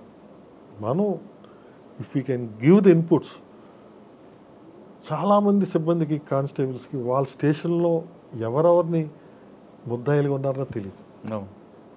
చాలా కేసులు ఉంటాయి పోలీస్ స్టేషన్లో, 100 కేసులు ఉంటాయి. అందులో ముద్దాయిల గురించి అడగండి, కానిస్టేబుల్స్ ఎవరికి తెలియదు. వాళ్ళకి చెప్పే టైము ఓపిక సబ్ ఇన్స్పెక్టర్లకు ఉంది. మరి అప్పుడు 70-80% ఉన్న సిబ్బంది నిర్వీర్యమే. అక్కడ మన పోలీస్ వ్యవస్థని మనం మళ్లించాం. అంటే అప్పుడులో వేరుగా ఇప్పుడు పని ఒత్తిడి పెరిగింది కదా సార్? పని ఒత్తిడి పెరిగిన మాట వాస్తవం. ఎందుకంటే అవేర్నెస్ పెరిగింది, నేరాలు పెరిగాయి, నేరాల్లో సులభతరం అయిపోయింది. మా పోలీసుల్లో కూడా ట్రాన్స్పరెన్సీ పేరుతోటి మా ఇన్వెస్టిగేషన్ స్కిల్స్ మేము బయట పెడుతున్నాం. అది కూడా ఒక తప్పుదం. ఓకే, ఒక ఫోన్ని ట్రాక్ చేస్తున్నాం, ట్రాక్ చేసే విధానాన్ని మనం బయట పెట్టకూడదు. ఇప్పుడు దొంగోడు తెలుసుకుంటే వాడు జాగ్రత్త పడతాడు కదా. అంటే మీరు దానికి కొంతమంది ఆఫీసర్లు ఏమంటారంటే, మనం చేస్తున్న వర్క్ బయట తెలిస్తే వాడు ఇంకొక స్టెప్ ముందుకు వెళ్తాడు, ఆడ స్టెప్కి మనం ఇంకో అప్పర్ హ్యాండ్ అవ్వాలంటే ఖచ్చితంగా మనకి ఎక్స్చేంజ్ ఉండాలి కదా అంటారు. చాలా కష్టమండి. ఎందుకంటే ఫర్ ఎగ్జాంపుల్ నక్సలిజం తీసుకోండి, వాళ్ళకు ఉన్నటువంటి వెపన్స్ చేరుకోవడానికి మాకు ఎంతో టైం పట్టింది. చాలా టైం మేము 303 తోటే వాళ్ళతో ఫైట్ చేయాల్సి వచ్చింది. తర్వాత గ్రేహౌండ్స్ దళాలకే AK-47 ఇవ్వడం జరిగింది. వాళ్ళకి అప్పుడు ఆల్రెడీ వచ్చి ఉన్నాయి, అప్పటికే AK-47 వాళ్ళకి వచ్చి ఉన్నాయి. అవును. సో ఆ విధంగా టెక్నాలజీ పరంగా ఇప్పుడున్నటువంటి టెక్నాలజీ ఈ సైబర్ క్రైమ్లోకి ఎవరు ఎంటర్ అవుతున్నారు? నిష్ణాతులు ఎంటర్ అవుతున్నారు. మా పోలీస్ సిబ్బందుల్లో నిష్ణాతులు ఎంతమంది ఉంటారండి? చాలా తక్కువ మంది. ఉన్న ఆ ఫీల్డ్లో పనిచేయడానికి ఇష్టపడే వాళ్ళు ఎంతమంది? అవును, అది కూడా పాయింట్ కదా. సో వాళ్ళు నిష్ణాతులు కావచ్చు కానీ ఆ ఫీల్డ్లో ఇష్టపడరు.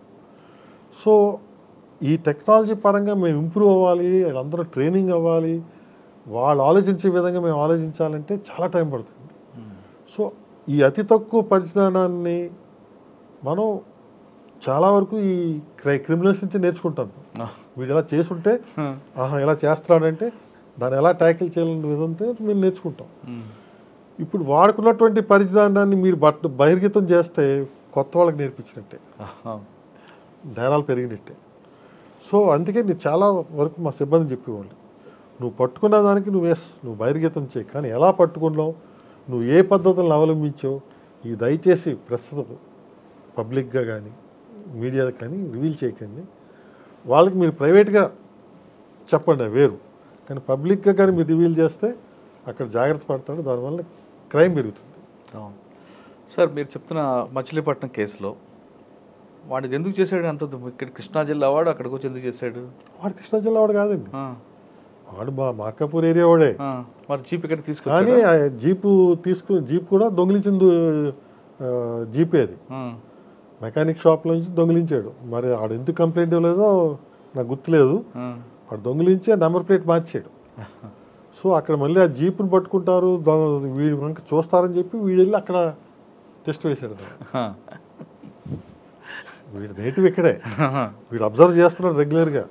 ఫ్యామిలీ ఇప్పుడు కర్నూలు వెళ్తుంది, వీళ్ళు జ్యువెలరీతో వెళ్తుందని అబ్జర్వ్ చేసి పక్కా స్కెచ్ చేసుకుని మార్కాపురంలో మీరు చేసే సమయంలో గిద్దలూరు కూడా మీకే వస్తుంది. గిద్దలూరు రెండు కమ్యూనిటీల మధ్యన ఎక్కువగా వివాదాలు ఉండేవి అప్పట్లో. ఒక కమ్యూనిటీ బాగా డామినేట్ చేసేది. ఆ ఇష్యూని ఎలా షార్ట్అవుట్ చేశారండి? సాధారణంగా మనం ఏంటంటే కమ్యూనిటీస్లో ఈ ఇష్యూస్ వచ్చినప్పుడు ఈ సాధారణ ఈగోస్ ఎక్కువ ఉంటాయి. ఆ ఈగోస్ కూడా పెద్దవాళ్ళు చాలా ఎక్కువగా ఉంటాయి, చదువుకున్న వాళ్ళకు తక్కువ ఉంటుంది. కానీ పెద్దవాళ్ళు స్పాయిల్ చేస్తుంటారు కదా, పెద్దవాళ్ళే స్పాయిల్ చేస్తుంటారు. అందుకని మేమేం చేసామంటే ఈ చిన్నవాళ్ళనే మేము దగ్గర తీసుకొని వాళ్ళనే రకరకాల పనులు ఇన్వాల్వ్ చేస్తూ ఈక్వల్ ఫుటింగ్లో ఉన్నట్టు చేస్తూ వాళ్ళ మధ్య కోఆర్డినేషన్ తీసుకొచ్చాం. ఓకే.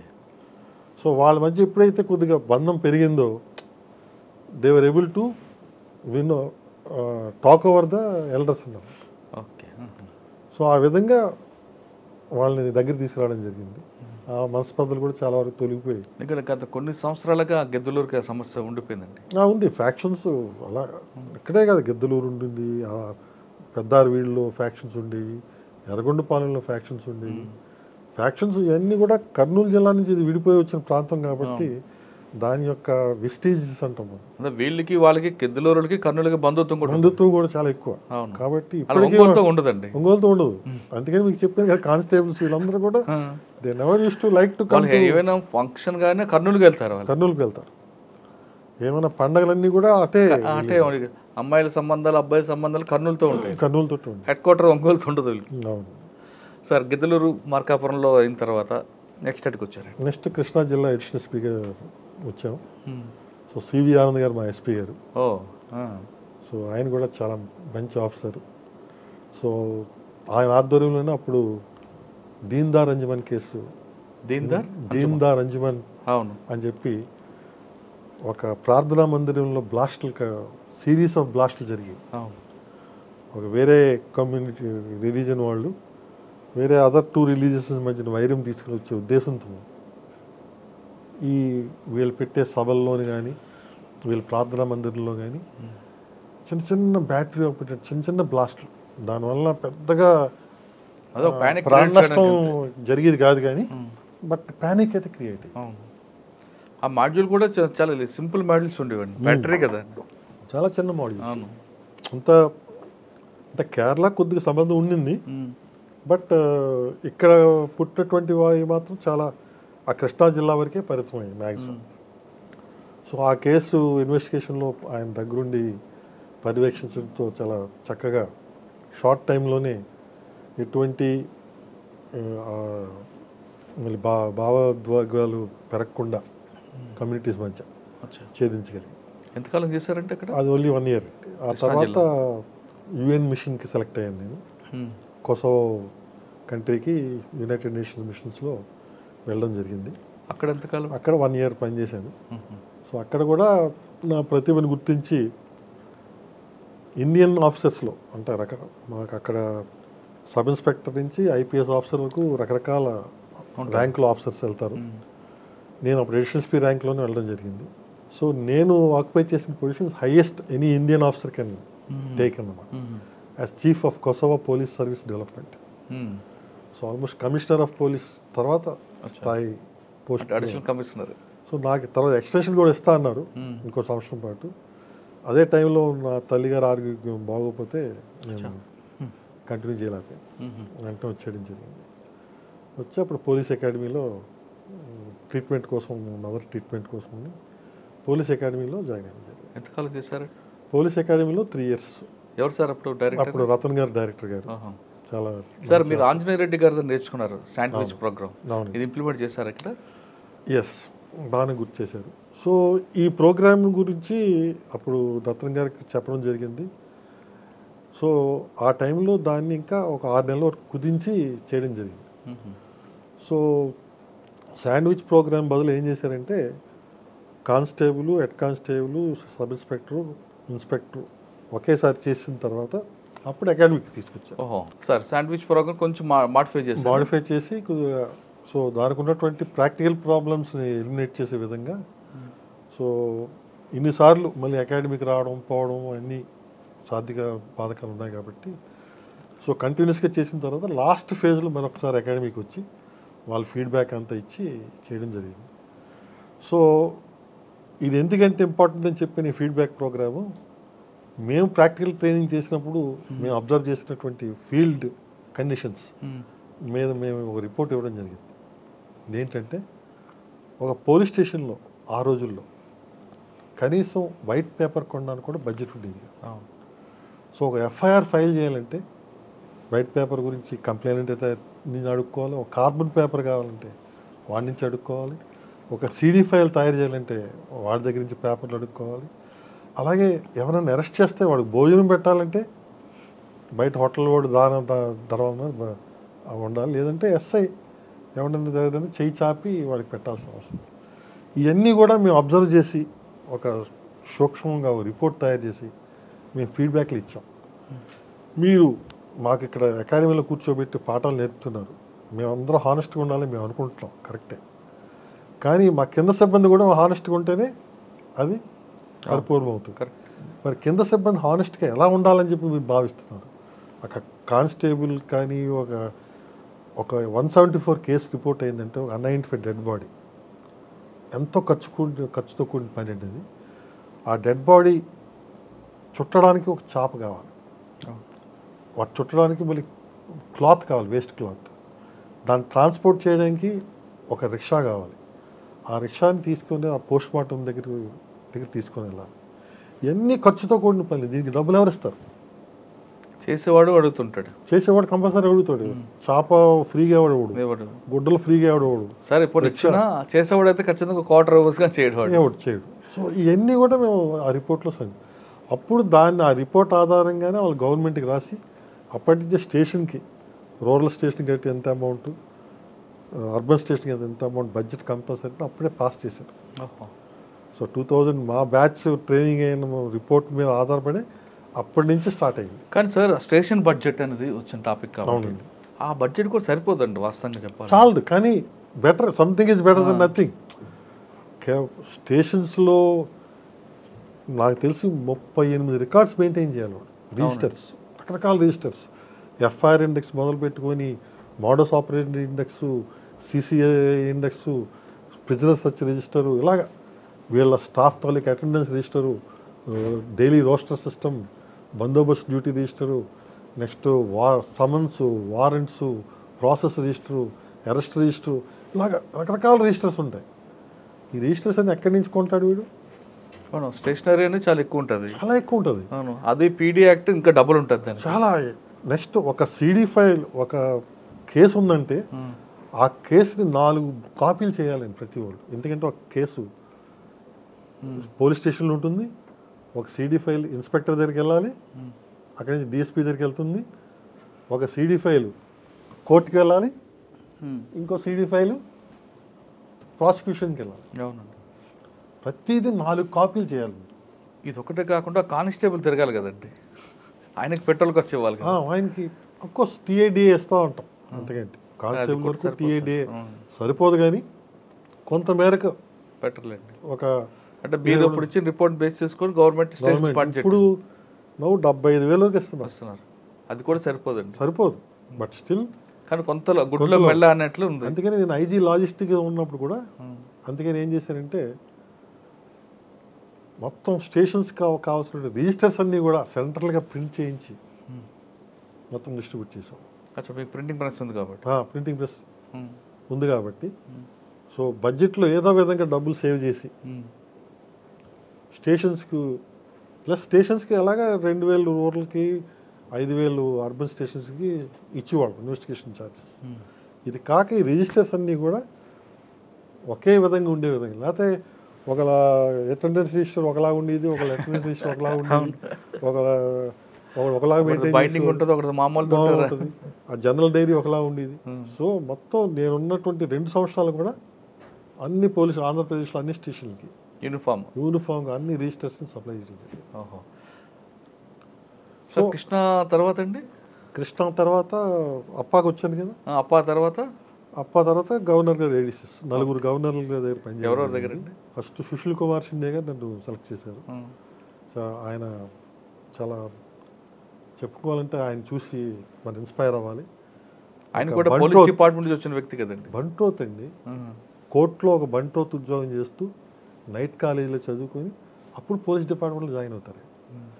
జాయిన్ అయిన తర్వాత అక్కడ పోలీస్ డిపార్ట్మెంట్లో ఉంటూ ఈ ఎస్బీలో పొలిటికల్ కాంటాక్ట్స్ ఉంటాయి కదా, ఆ ద్వారా పొలిటికల్ ఆకర్షితుడై పాలిటిక్స్లోకి ఉంటాయి. చీఫ్ మినిస్టర్ లెవెల్, గవర్నర్, ఒక స్టేట్లో last grade employee is an attender, ఒక స్టేట్లో హైయెస్ట్ ఈజ్ గవర్నర్. సో ఈ పోస్ట్ నుంచి ఆ పోస్ట్కి కానీ ఆ క్వాలిటీస్ అలాగే ఉండేవండి. చాలా గ్రేట్ ఆఫీసర్. లక్కీగా నేను ఉన్నటువంటి ఆ టైంలో చూసినట్టు ఆఫీసర్స్ అందరూ, గవర్నర్ గారు అవనండి, రాజశేఖర రెడ్డి గారు అవనండి, సీఎం గారు. సార్ 4 గవర్నర్ చూశారు, సుశీల్ కుమార్ షిండే గారు, తర్వాత రామేశ్వర్ ఠాకూర్ కొత్తగా ఒరిస్సా గవర్నర్గా ఉండి ఇక్కడ ఇన్ఛార్జిగా ఉండేవారు.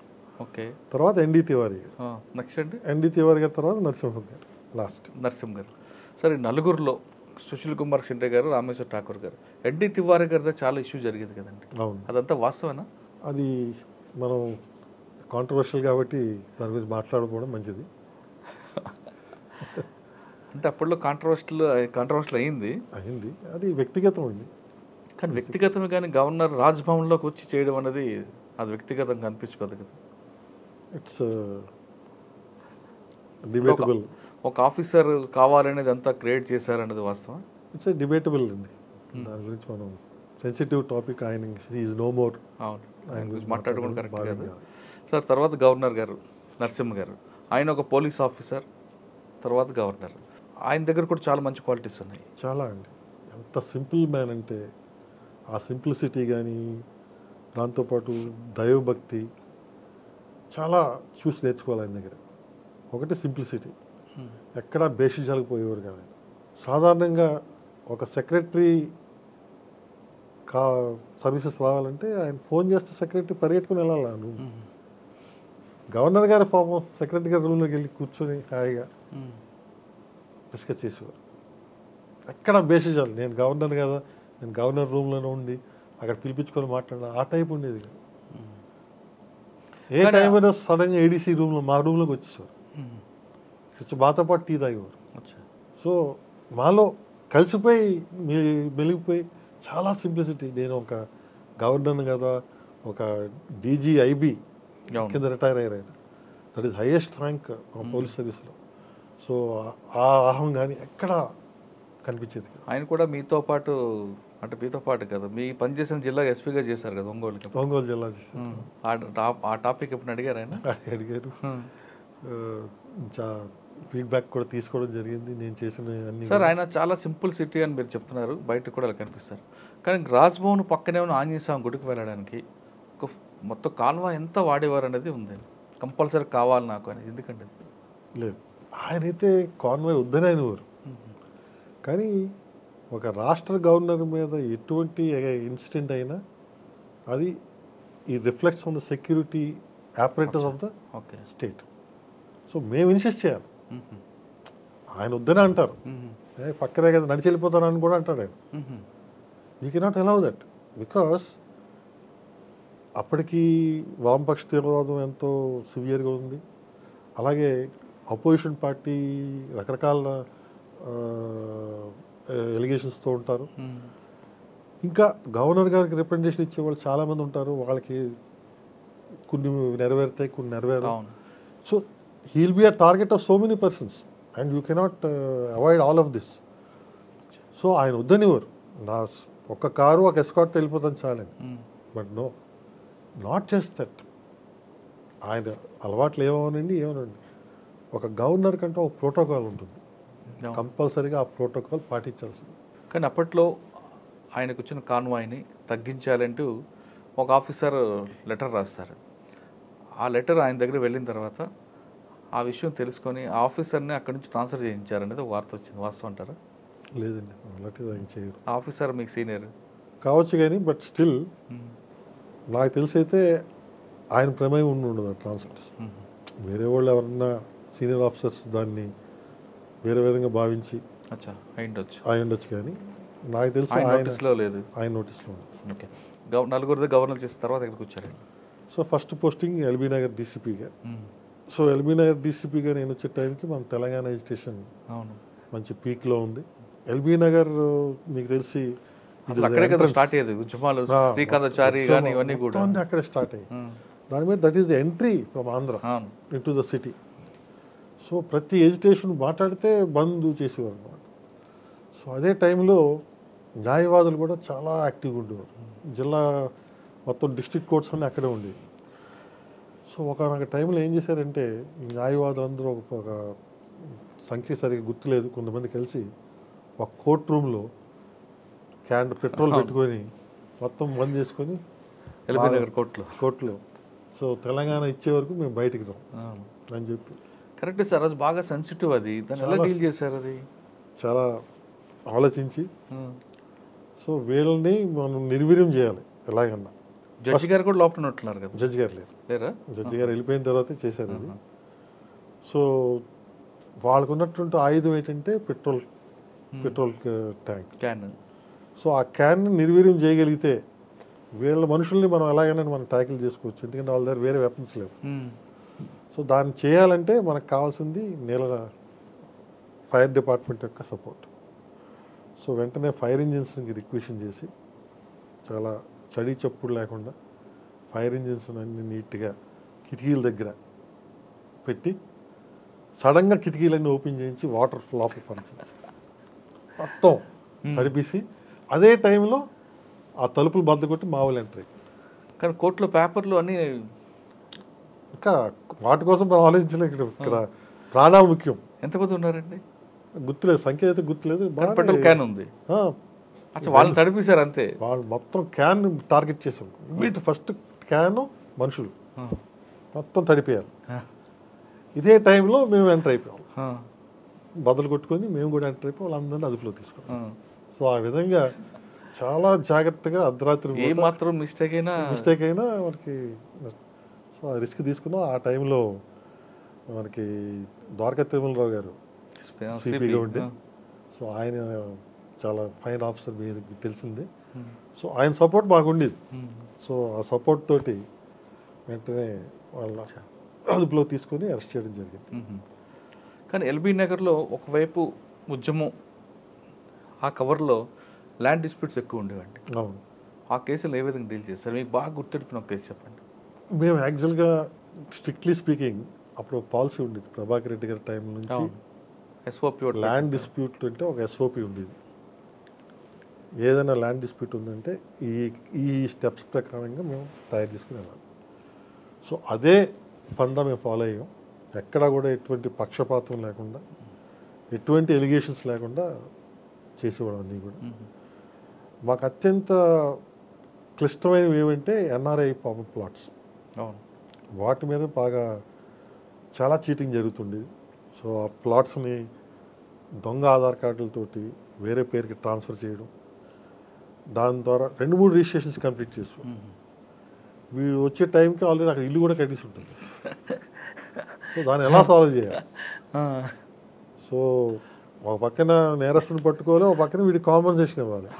అవతల ఇప్పుడు కొనుక్కున్న వాడికి నష్టం జరగదు. సో ఈ మూడింటిని బేరీ చేసుకొని ఏదో విధంగా నష్టపరిహారం ఇప్పించి వాళ్ళ నుంచి కంప్లైంట్ తీసుకొని, మ్యాక్సిమం కేసుల్లో మాత్రం వాళ్ళు కంప్లైంట్ ఇవ్వడానికి ఇష్టపడేవారు. కంప్లైంట్ ఇచ్చినా కూడా నిలబడేవారు. దానివల్ల నేరస్తులు తప్పించు. సార్ ఎల్బీ నగర్ తర్వాత అండి? ఎల్బీ నగర్ తర్వాత మహబూబ్ నగర్ జిల్లాలో వేయడం జరిగింది. అక్కడ 2.5 years చేశాను. సార్ మహబూబ్ నగర్ జిల్లాలో మీకు మెయిన్ ఛాలెంజ్ ఏముంది వెళ్ళేసరికి? మహబూబ్ నగర్ జిల్లా అన్నది మీకు తెలుసు అత్యంత వెనకబడిన జిల్లా. మనకు ఆ టైంలో అది కూడా పెద్ద జిల్లా. అనంతపూర్ కంబైన్డ్ ఏపీలో అనంతపూర్ బిగ్గెస్ట్, తర్వాత మహబూబ్ నగర్. ఇప్పుడు తెలంగాణలో బిగ్గెస్ట్ జిల్లా అని చెప్పచ్చు. బ్యాక్వర్డ్ అవడం వల్ల అక్కడ అక్షరాస్యత కూడా చాలా తక్కువ ఉండడం వల్ల నేర సంఖ్య కూడా వాళ్ళకి తెలియకుండా నేరాలు చేసేవారు. ఫర్ ఎగ్జాంపుల్ అప్పుడే కొత్తగా పాక్సో యాక్ట్ వచ్చింది. బిలో 18 years ఎవరన్నా సరే సెక్షువల్ కాంటాక్ట్ చేస్తే ఇట్స్ రేప్, కన్సెంట్ ఉన్నా లేకపోయినా కూడా. కానీ ఎంతమంది తెలుసు పాపం వాళ్ళకి. సో చాలామంది ఎస్పెషలీ ఈ బడుగు వర్గాల్లో ఫ్రీక్వెంట్ లవ్ అఫైర్స్ ఉంటాయి, ఎలోప్మెంట్ అవుతారు, తిరిగి మళ్ళీ పట్టుకొస్తాం. ఇంకా మా చేతులు కట్టేసి ఉండేవి. ఈ యాక్ట్ వలన కంపల్సరీ వాడి మీద రేప్ కేసు.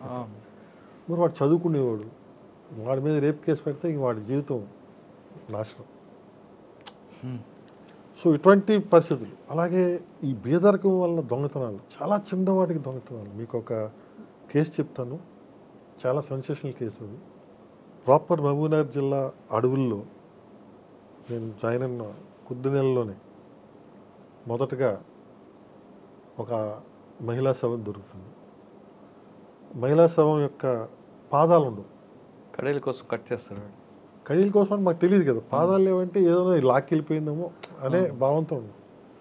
ఒక నెల రోజుల గ్యాప్లో ఇంకో శవం, నెల రోజుల గ్యాప్లో ఇంకో శవం, అలా 6 శవాలు తెలియండి మాకు అడవుల చుట్టుపక్కల. So it became sensation. 6 మహిళలు మర్డర్స్ పక్కగా తెలుస్తుంది. సో ఎందుకు పాదాలు లేవు, దేనికి పాదాలు లేవంటే అప్పుడు వీ కుడ్ కార్నర్ ఇంటూ ఇది కడియాల కోసమే చేస్తాం. మరీ వెండి కడియాలి అంత ఉంటాయండి. అంతాకెళ్తే ఆ రోజుల్లో 600-700 కూడా అవుతుంది. వాటి కోసం వీడు హత్య చేస్తున్నాడు అబ్బా అని చెప్పి, మరి ఎక్కడ చేస్తుండొచ్చు అని చెప్పి నిఘా పెట్టడం జరిగింది. ఒకటి వెండి షాపులు కొంటారు, వెండి కొనే షాపుల దగ్గరగా.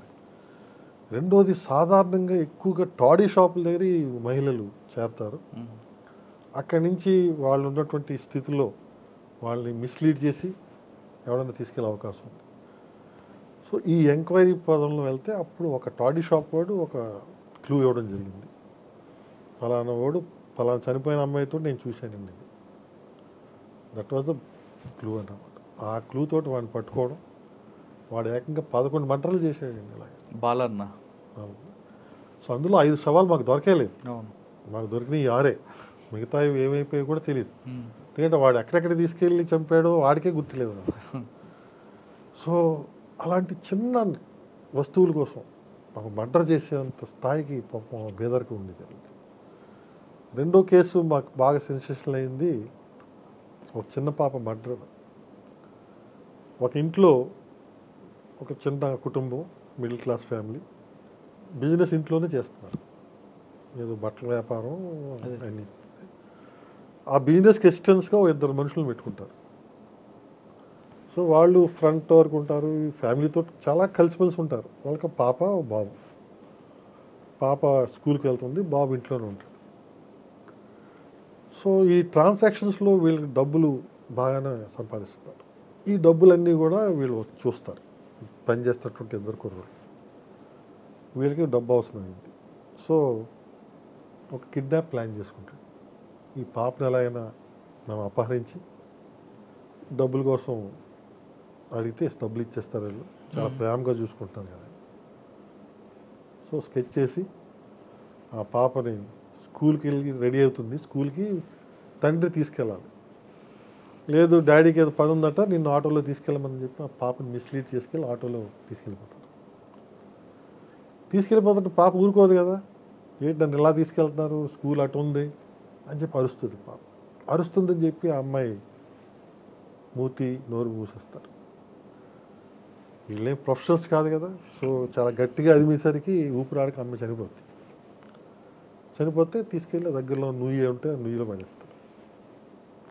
ఏమి జరిగినట్టు ఇంటికి వచ్చేస్తారు. పాప కనపడడం లేదని వీళ్ళు వెతుకుతున్నారు కూడా. సో చాలా క్లిష్టమైన కేసు అన్నమాట అది. ఎందుకంటే నేరస్తులు వీళ్ళతోటే కలిసి తిరుగుతున్నారు, దే ఆర్ వెరీ క్లోజ్. అమ్మ మేము చూసామమ్మా, స్కూల్కి బయలుదేరింది, తయారైంది, అన్నీ ఎవిడెన్స్లు చెప్తున్నాం. సో లక్కీగా ఏంటంటే ఒక వాడి దగ్గర నుంచి వెళ్ళినటువంటి ఒక SMS ఆధారంతో ఆ కేసు డిటెక్ట్ చేయడం జరిగింది. సో ఆ కేసుని స్వయంగా నేనే పర్యవేక్షించి, సాధారణ SP కోర్టుకు వెళ్ళరు, బట్ నేను కోర్టు కూడా అటెండ్ అయ్యి విట్నెస్ అందరినీ ధైర్యం చెప్పి చక్కగా చెప్పేటట్టు చేసి శిక్ష పడేటట్టు చేయడం జరిగింది. So these 2 are one of the most sensational cases అన్నమాట. బాబునగర్. సార్ ఈ 2 కాకుండా ఇంకో కేసు కూడా ఉందండి, K.A. పాల్ గారిది. K.A. పాల్ గారిది. అందులో K.A. పాల్ని తప్పించారనేది ఒక ఆరోపణ వచ్చింది. లేదండి, ఎందుకంటే ప్రాబ్లం అక్కడ ఎక్కడ వచ్చిందంటే, అసలు ఆ కేసు చెప్పండి ఒకసారి. K.A. పాల్ బ్రదర్ని మర్డర్ అవుతుంది. K.A. పాల్ గారి కేసులో నాకు చూచా గుర్తులేదు, కానీ అది అప్పటికే జరిగింది. మేము వెళ్ళేటప్పటికే ఆ కేసు జరిగిపోయి ఇన్వెస్టిగేషన్ అవుతూ ఉంది. అంటే మీకన్నా ముందు ఎవరు? మాకంటే ముందు అనుకుంటాను SP. కరెక్ట్, ఆయనే. సో ఆ టైంలో ఇన్వెస్టిగేషన్ జరిగింది. తర్వాత ఆ కేసులో అరెస్ట్ చేయడం జరిగింది. K.A. పాల్ని తప్పించలేదు. ఆయన ఒంగోలులో ఒక కేసులో అరెస్ట్ చేశారు దేనికో. అవును. అప్పుడు PT వారెంట్ వేసి ఈ కేసులో కూడా అరెస్ట్ చేయడం జరిగింది. లింక్ చేసాం కేసులో. అప్పుడు ఎవిడెన్స్ సరిపోక ఆ టైంలో వాళ్ళు అరెస్ట్ చేయలేకపోయారు. ప్లస్ సెన్సేషన్ అవుతుందనో లేకపోతే వేరే విధంగా. తర్వాత ఆయన ఒంగోలు ఏదో కేసులో ఆయన అరెస్ట్ అయ్యారు. అప్పుడు ఆయన్ని PT వారెంట్లో ఈ కేసులో కూడా అరెస్ట్ చేయడం జరిగింది. ఆయన అరెస్ట్ చేయదంటే అప్పట్లో DG బాగా ప్రెజర్ ఇచ్చారు నాగేంద్రబాబు గారికి అనేది వార్త. లేదు మరి నాకైతే ఆ ప్రెజర్ లేదు. నా టైంలో దినేష్ రెడ్డి గారు DG. సో మాకు ఆ టైంలోనే మీరు చెప్పేట్టే గుర్తొచ్చింది, ఒక బస్ యాక్సిడెంట్ కేసు కూడా అత్యంత సెన్సేషనల్. 41 మెంబర్స్ చనిపోయారు, బెంగళూరు హైదరాబాద్ వస్తుంది. సో అది కూడా ఒక ఛాలెంజ్ కేసు అన్నమాట. ఏ విధంగా ఛాలెంజ్ అంటే అసలు యాక్సిడెంట్ ఎలా అయిందో చెప్పడానికి కూడా ఎవరు లేకుండా పోయారు. అందరూ పాపం చనిపోయారు. సో లక్కీగా నా ఇంజనీరింగ్ బ్యాక్గ్రౌండ్ అక్కడ పనికొచ్చింది. ఓహో. సో నా రోడ్డు పరిశీలిస్తే ఆ రోడ్ ఏంటంటే పాత రోడ్ని వైండింగ్ చేశారు, సెకండ్ రోడ్ని కొత్తగా వేశారు. మొత్తం రెండు వైపులా రెండు లేన్స్ చేశారు కదా. ఈ పాత రోడ్ని వైండింగ్ చేసే క్రమంలో ఆ కల్వర్ట్స్ ఏవైతే ఉన్నాయో బ్రిడ్జెస్ అవి అలాగే ఉంచేశారు. ఎందుకంటే వాళ్ళు పెంచడానికి కొద్ది ఖర్చుతో కూడిన పని ఒకటి, బట్ చాలా చిన్నగానే తేడా ఉంది. అది ఒక జస్ట్ అరడుగు రెండు పక్కల. కానీ ఏమవుతుందంటే రోడ్డు పక్కన మనం లైన్స్ గీస్తాం కదా, ఆ లైన్స్ గీసేటప్పుడు కరెక్ట్గా బ్రిడ్జ్ దగ్గరికి వచ్చినప్పుడు లోపలికి వెళ్తాడు ఆ లైన్. సాధారణంగా నైట్ టైం డ్రైవింగ్ చేసే డ్రైవర్స్ బికాస్ ఏం కనపడదు కదా రోడ్ మీద పెద్దగా లైట్స్ తోటి, ఆ లైన్లు పట్టుకునే వెళ్ళిపోతుంటారు డ్రైవింగ్. సో అదేవిధంగా ఈ డ్రైవర్ కూడా ఆ లైన్ పట్టుకొని సైడ్ లేన్ ఏదైతే ఉందో ఆ లైన్ పట్టుకొని వెళ్ళిపోతుంటే ఈ కల్వర్ట్ కొద్ది లోపలికి ఉంది కదా ఈ రైలింగ్, దాన్ని కొడతాడు.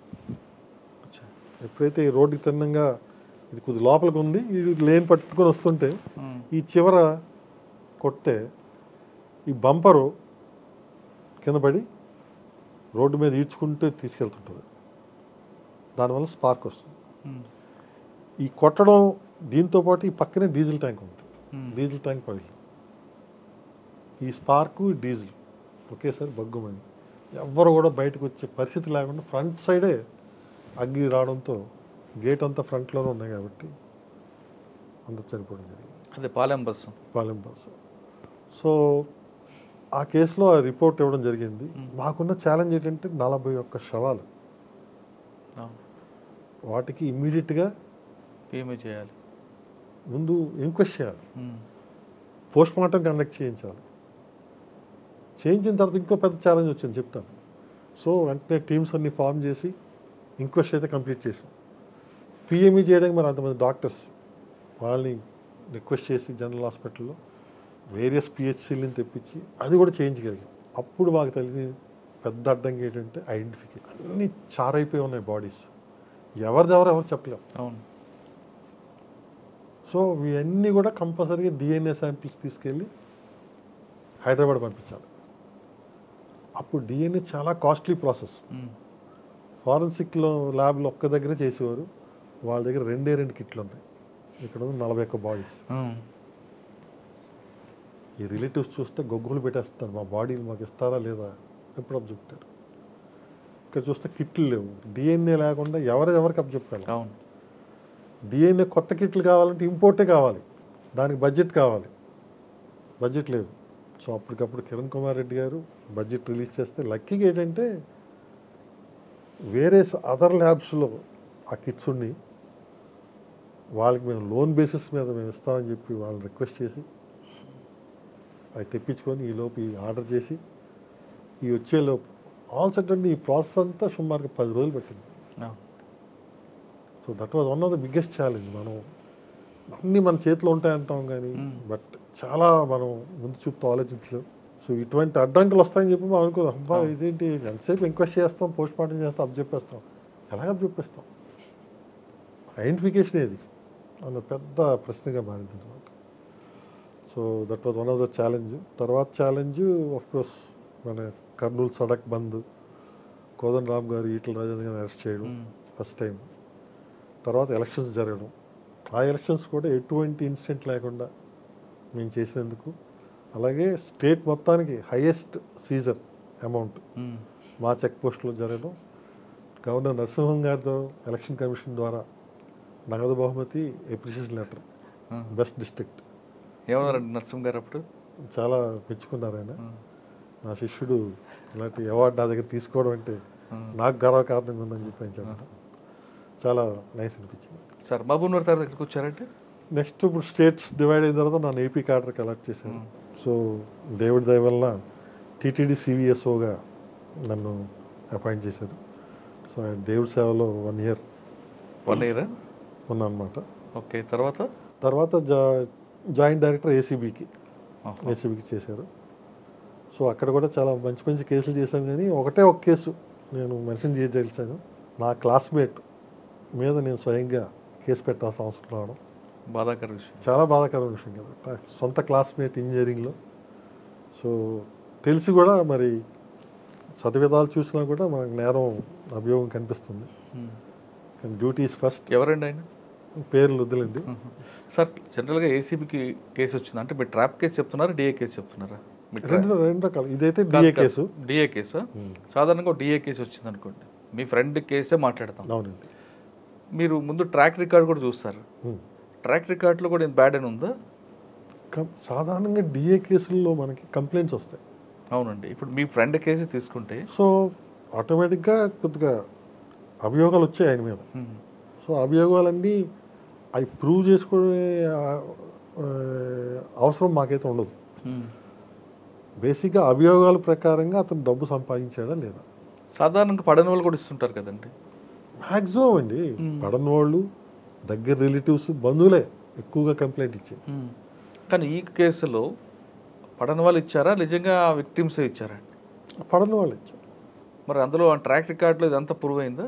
ప్రూవ్ అయింది. కన్విక్షన్ వచ్చిందంటారా? ఇంకా లేదు. కేసు సబ్జెక్ట్ సాధారణంగా డిఏ కేసులు రావు కదండి కన్విక్షన్లు. ఇప్పుడున్న యాక్ట్ అంతా కూడా మాడిఫై చేయడం జరిగింది.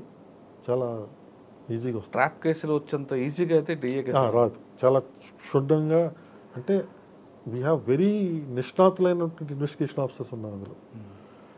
కానీ ప్రాబ్లం ఏంటంటే ఆ టైంలో డిఏ కేసులు చాలా ఎక్కువ దొరికాయి. సో ఇన్ని కేసులు చాలా డాక్యుమెంట్స్తో కూడిన కేసులు కాబట్టి జాప్యం అయితే జరుగుతుంది సార్. ఇప్పుడు మీరు ఎప్పుడో 1995లో లేదా 75లో కొనుక్కున్న ల్యాండ్ రేట్ని తీసుకొచ్చి 2000లో పెడితే అది ఆ వ్యవసాయ భూమి అవ్వచ్చు, ఇంకొక రకంగా ఆయనకు ఆదాయం పెరుగుతుంటుంది కదా. మీరు ఎలా ప్రూవ్ చేయగలరు? అది చేయొచ్చండి. దానికి యాడ్స్టిక్స్ ఉంటాయి. ఇప్పుడు 75లో మీరు కొన్నారనుకోండి, ఆ టైంలో ఉన్నటువంటి గవర్నమెంట్ రేటు, మార్కెట్ వాల్యూ, అక్కడ విఆర్ఓని వాళ్ళని ఎంక్వైరీ చేస్తాం ఎంత ఉండొచ్చు సుమారుగా. చాలా వరకు హేతుబద్ధంగానే ఇన్వెస్టిగేషన్ జరుగుతుంది. ఎక్కడ కూడా కేసుల్లో ఒక ఆరోపణ ఉంది సార్. ట్రాప్ కేసుల వరకు డిఏ కేసు వచ్చేసరికి ఏసీబీ వాళ్ళు భయంకరమైన ప్రచారం ఇస్తారు. ఇంటికి వెళ్ళి సోదాలు చేస్తున్నప్పుడు కూడా మీడియాకి పిలిపించి వాళ్ళని ఒక డిమోర్ చేయడానికి, ఫ్యామిలీ ఎంత డిస్టర్బ్ చేయడానికి ప్రచారం చేస్తారు. ఒక 10 కోట్లు నిజంగా దొరికిందంటే అది 100 కోట్లు అంటే ప్రచారం చేస్తారనేది. అంటే వాళ్ళకి జైలు పంపించి వాళ్ళ కుటుంబాన్ని అంతా కూడా ఒక డిస్టర్బ్ చేసి వదిలేస్తారని. సాధారణంగా మీడియాకి అయితే స్వయంగా మేము ఎప్పుడు ఇచ్చేవాళ్ళం కాదు. మీరు నేనేం కాదు, ఏసీబీ కూడా సాధారణంగా వాళ్ళు చేసే అది ఆటోమేటిక్గా లీక్ అయిపోతుంది. లీక్ అవుతుంది. కానీ ఉన్నది చెప్పకుండా, ఉన్నది ఉన్నట్లు చెప్పకుండా ఈరోజు ₹1 అండి ఒక కేసులు దొరికింది. ఆయనకున్న శాలరీ ప్రకారం ఆయన 70 లక్షలు వచ్చారు, ఇంకో 30 లక్షలు ఎక్సెస్ ఉంది. సరే ఎక్సెస్ వచ్చింది చేశారు. కానీ అది మార్కెట్ రేట్లో 10 కోట్లు ఉంది. అవినీతిపరుడు, ఏసీబీ వాళ్ళు చిక్కిన అవినీతిపరుడు, ఆయనకి 100 కోట్ల ప్రాపర్టీ, 10 కోట్ల ప్రాపర్టీ అంటూ ఒక ప్రచారం క్రియేట్ చేయడం, దాంతోపాటు ఆ వ్యక్తిని తీసుకెళ్ళి ఏఓని తీసుకెళ్ళి అరెస్ట్ చేయడం పట్ల ఆ కుటుంబం అంతా కొంచెం అంటే ఆయన ఫ్యామిలీ అంతా కూడా డిస్టర్బ్ అయిపోయి ఉంటుంది కదా. కరెక్టే. ఇప్పుడు ఏంటంటే ఇది నేను పేరు చెప్పను, ఒక డీజీ గారి టైంలో కంపల్సరిగా అరెస్ట్ చేయాలని చెప్పి మోహంతి గారు లా తీసుకొచ్చారు అనమాట. అప్పటి నుంచి ఇట్ ఈస్ మ్యాండేటరీ. సో మా చేతిలో అయితే లేదు. రెండోది, సాధారణంగా ఇన్వెస్టిగేటింగ్ ఆఫీసర్ ఎవరు కూడా పెంచి చెప్పరు వాల్యూస్. అది సాధారణంగా మీడియా నుంచే వస్తుంది. అది ఈ రోజు వాల్యూలో ఎంత వస్తుంది, ఎంత వాల్యూ ఉంటుంది అని చెప్పి ఇప్పుడు మనం రీసెంట్గా మనం చదివిన కేసుల్లో కూడా మనం చూసేది అదే. వీళ్ళు valuation as it is government valuation ప్రకారంగా వీళ్ళు డిక్లేర్ చేస్తారు ఎంత బాగా దొరికిందని చెప్పి. కానీ ఆ కేసులు ప్రూవ్ అవ్వవు. కానీ ఆ కుటుంబం మాత్రం సమాజంలో ఒక దొంగలుగా కుటుంబంగా ముద్రపడిపోతుంది. It is a procedure, we cannot help it. కానీ డిఏ కేసులో అరెస్ట్ అనేది మ్యాండేటరీ కాదు కదండి. మన ఒక్క స్టేట్ చేశారు కదా, మన స్టేట్లోనే చేశారు కాబట్టి మనం చేయాల్సి వస్తుంది. కాకపోతే అది ప్రూవ్ అయ్యే వరకు కూడా చేయకూడదని చెప్పి ఇంతకుముందు ఉండేది రూల్. కానీ దానివల్ల ఎఫెక్ట్ రావడం లేదు, కరప్షన్ పెరిగిపోతుంది అనే ఉద్దేశంతో మరి తీసుకొచ్చారు. కానీ ఆయన తీసుకొచ్చారు, రిటైర్ అయిపోయారు కదా, దాన్ని ఇప్పటికైనా మాడిఫికేషన్ చేయొచ్చు కదా. మాడిఫికేషనే కాదండి, ఇంకా దాన్ని ఇంకా తీవ్రతం కూడా చేయడం జరిగింది. ఇప్పుడు ఏంటంటే ఆ డిఏ కేసు కానీ ఎవిడెన్స్ అంతా పక్కాగా కలెక్ట్ చేస్తే ఆ అసెట్స్ అన్నిటిని కూడా సీజ్ చేసి ఆక్షన్ కూడా వేయించాం. ఇంతకుముందు అది ఆ ప్రొవిజన్ లేదు, సీజ్ చేయడం వరకు ఉండేది. ఇప్పుడు ఆక్షనింగ్ కూడా ప్రొవిజన్ పెట్టడం జరిగింది. సార్ ఏసీబీలు ఎంతకాలం చేశారండి? 1 year చేయడం జరిగింది. కానీ మీ ఫ్రెండ్ కేసు ఒకటి మీకు బాగా బాధాకరం. మిగతా కేసు ఆయన ఆ రోజు కలిసారా తర్వాత కలిసి ఆయన్ని సారీ చెప్పడం జరిగింది. సారీ ఏముందంటే మీ డ్యూటీ మీరు చేశారు కదా. అదే డ్యూటీ చేసినా స్నేహబంధానికి అయితే మనం వాల్యూ ఇవ్వాలి కదా. అవును. సో అదొకటి డ్యూటీ ఫస్ట్ కాబట్టి చేయక తప్పదు. తర్వాత జాయింట్ కమిషనర్ వైజాగ్ వెళ్ళడం జరిగింది. తర్వాత DIG Kurnool range.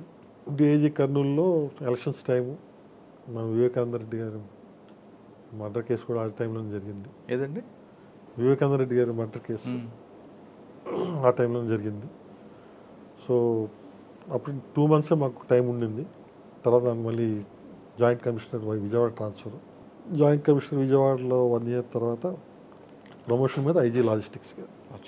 Sir Vivekananda గారు మర్డర్ కేసు తీసుకుంటే ఎవరు చేసి ఉండొచ్చు అంటే మీరు స్టార్టింగ్ స్టిల్ ఇన్వెస్టిగేషన్లోనే ఉంది కాబట్టి నేను దాని మీద వ్యాఖ్యానించకూడదు. కానీ ముందు నుంచి కూడా మేము తీసుకున్న లైన్ ఆఫ్ ఇన్వెస్టిగేషన్ కరెక్ట్ అని మేము భావిస్తున్నాం. ఆ ఉద్దేశంతో మేము ఫస్ట్ చేసిన అరెస్టులు ఇప్పటికీ నిలబడ్డాయి. సార్ మీరు సీన్ వెళ్ళి ఉంటారు ఫస్ట్ చూడగానే. అవును. మీకు సీన్ చూడగానే ఏమనిపించింది? అంటే సీన్ చూసిన వెంటనే మాకు మేము వెళ్ళే టైంకి ఇది డిటెక్ట్ అయింది ఆల్రెడీ, మర్డర్ అని చెప్పి ఆల్మోస్ట్ వచ్చింది బయటికి. ముందు మాకేంటంటే ఇది హార్ట్ అటాక్తో చనిపోయారు అని చెప్పి వచ్చింది. సో హార్ట్ అటాక్తో చనిపోయారు అని చెప్పి నేను కర్నూలులో ఉంటాను కాబట్టి పెద్దగా పట్టించుకోలేదు. తర్వాత ఇది ఎప్పుడైతే ఈ రోమర్ బయలుదేరిందో అర్జెంట్గా నన్ను వెళ్ళమని. సో వెళ్ళి చూస్తే సీన్లో ఆయన తల వెనక పెద్ద గొడ్డలుగా గాయాలు కనిపించాయి. అలాగే బాత్రూమ్ కమోడ్ నిండా రక్తం, చుట్టుపక్కలంతా రక్తం, అలాగే మంచం పక్కన కూడా రక్తం ఉండడం జరిగింది. అవన్నీ కూడా చాలా వరకు క్లీన్ చేశారు. లక్కీగా ఒక లెటరు అప్పుడు ఫస్ట్ టైం నాకు హ్యాండ్ ఓవర్ చేశారు. అప్పుడు ఒక లెటర్ బయటపడాల. సో డ్రైవర్ ఈ హత్య చేశాడని చెప్పి ఆయన స్వహస్తాలతో రాసినటువంటి లెటర్. మీరు నమ్ముతారా ఆ లెటర్ని చూసి? మాకు అర్థమైపోయింది ఇది బలవంతంగా రాయించిన లెటర్. ఎవరికైనా చిన్నపిల్లడికి చెప్పినా అర్థమైపోతుంది. బట్ స్టిల్ మనకు అక్కడ కండిషన్స్ ఏంటంటే ఒక బలవంతమైన చావు, ఒక టార్చర్ చేసి చంపిన చావు, ఇది ఏదో పెద్ద డిస్ప్యూట్ తోటే ఈ హత్య చేశారు అన్నదైతే మనకి జూడీ అవుతుంది. ఒక పొలిటికల్ మ్యాటర్ అనుకోండి, చేసి వెళ్ళిపోతారు. కానీ ఆయన టార్చర్ చేసి చేతుల మీద నరికి ఈ ఉత్తరం రాయించి ఇవన్నీ ఎందుకు చేయాల్సి వచ్చింది, దీని కోణంలో ఆలోచించాల్సి వచ్చింది. సో ఆ ఆలోచనతో ముందుకెళ్ళాం చాలా వరకు. బట్ ఆ రోజుల్లో మనకు వీడియో సీసీటీవీ కెమెరాలు కానీ ఏవి మనకి లేవన్నమాట. అందుకని పెద్దగా ముందు పురోగతి సాధించలేకపోయాం. కానీ లోకల్గా ఉన్నటువంటి పరిస్థితుల దృష్ట్యా, పొలిటికల్ ప్రెజర్స్ దృష్ట్యా ఇది కంపల్సరీ సిబిఐకి వెళ్తేనే బాగుంటుంది, భావ్యంగా ఉంటుంది అని చెప్పి నాకైతే అనిపించింది. తర్వాత మీరు ఇక్కడ ఐజీ లాజిస్టిక్స్గా ఉన్నాను. సో ఐజీ లాజిస్టిక్స్గా చేరిన 2 weeksలోనే మనకు కోవిడ్ మహమ్మారి చేసింది. సో డీజీ గారు గౌతమ్ సవాంగ్ గారు ఆయన వెల్ఫేర్ ఆఫ్ పోలీస్ మెన్ అంటే చాలా ప్రాణం ఆయనకి. సో ప్రతిరోజు మమ్మల్ని వెంటాడేవారు. వాళ్ళకి శానిటైజర్స్, మాస్క్స్, పీపీ కిట్స్, అన్నీ మెడిసిన్స్, మల్టీవిటమిన్ టాబ్లెట్స్, అన్ని రకాలు. ఎంత ఖర్చు అయినా పర్లేదు అందరు మనోడైతే, ఎందుకంటే ఆ రోజుల్లో అంత ఫ్రంట్ లైన్ ఉండేది పోలీసే. అవును.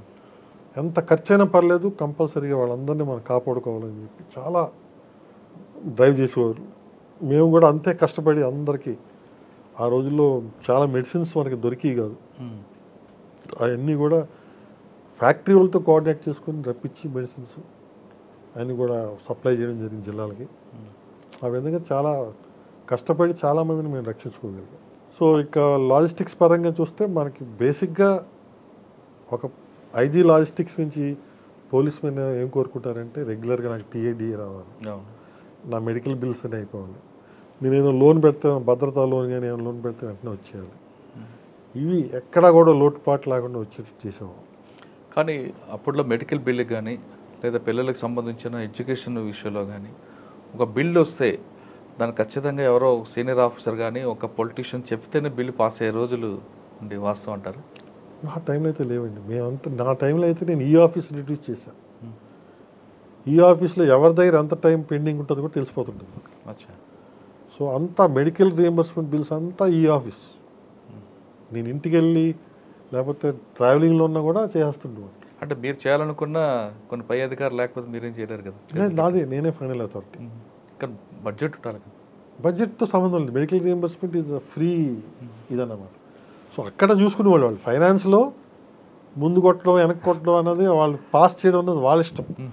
సిఎఫ్ఎంఎస్కి పంపించడం వరకు మేము ఎక్కడ లోడ్ చేసేవాళ్ళం.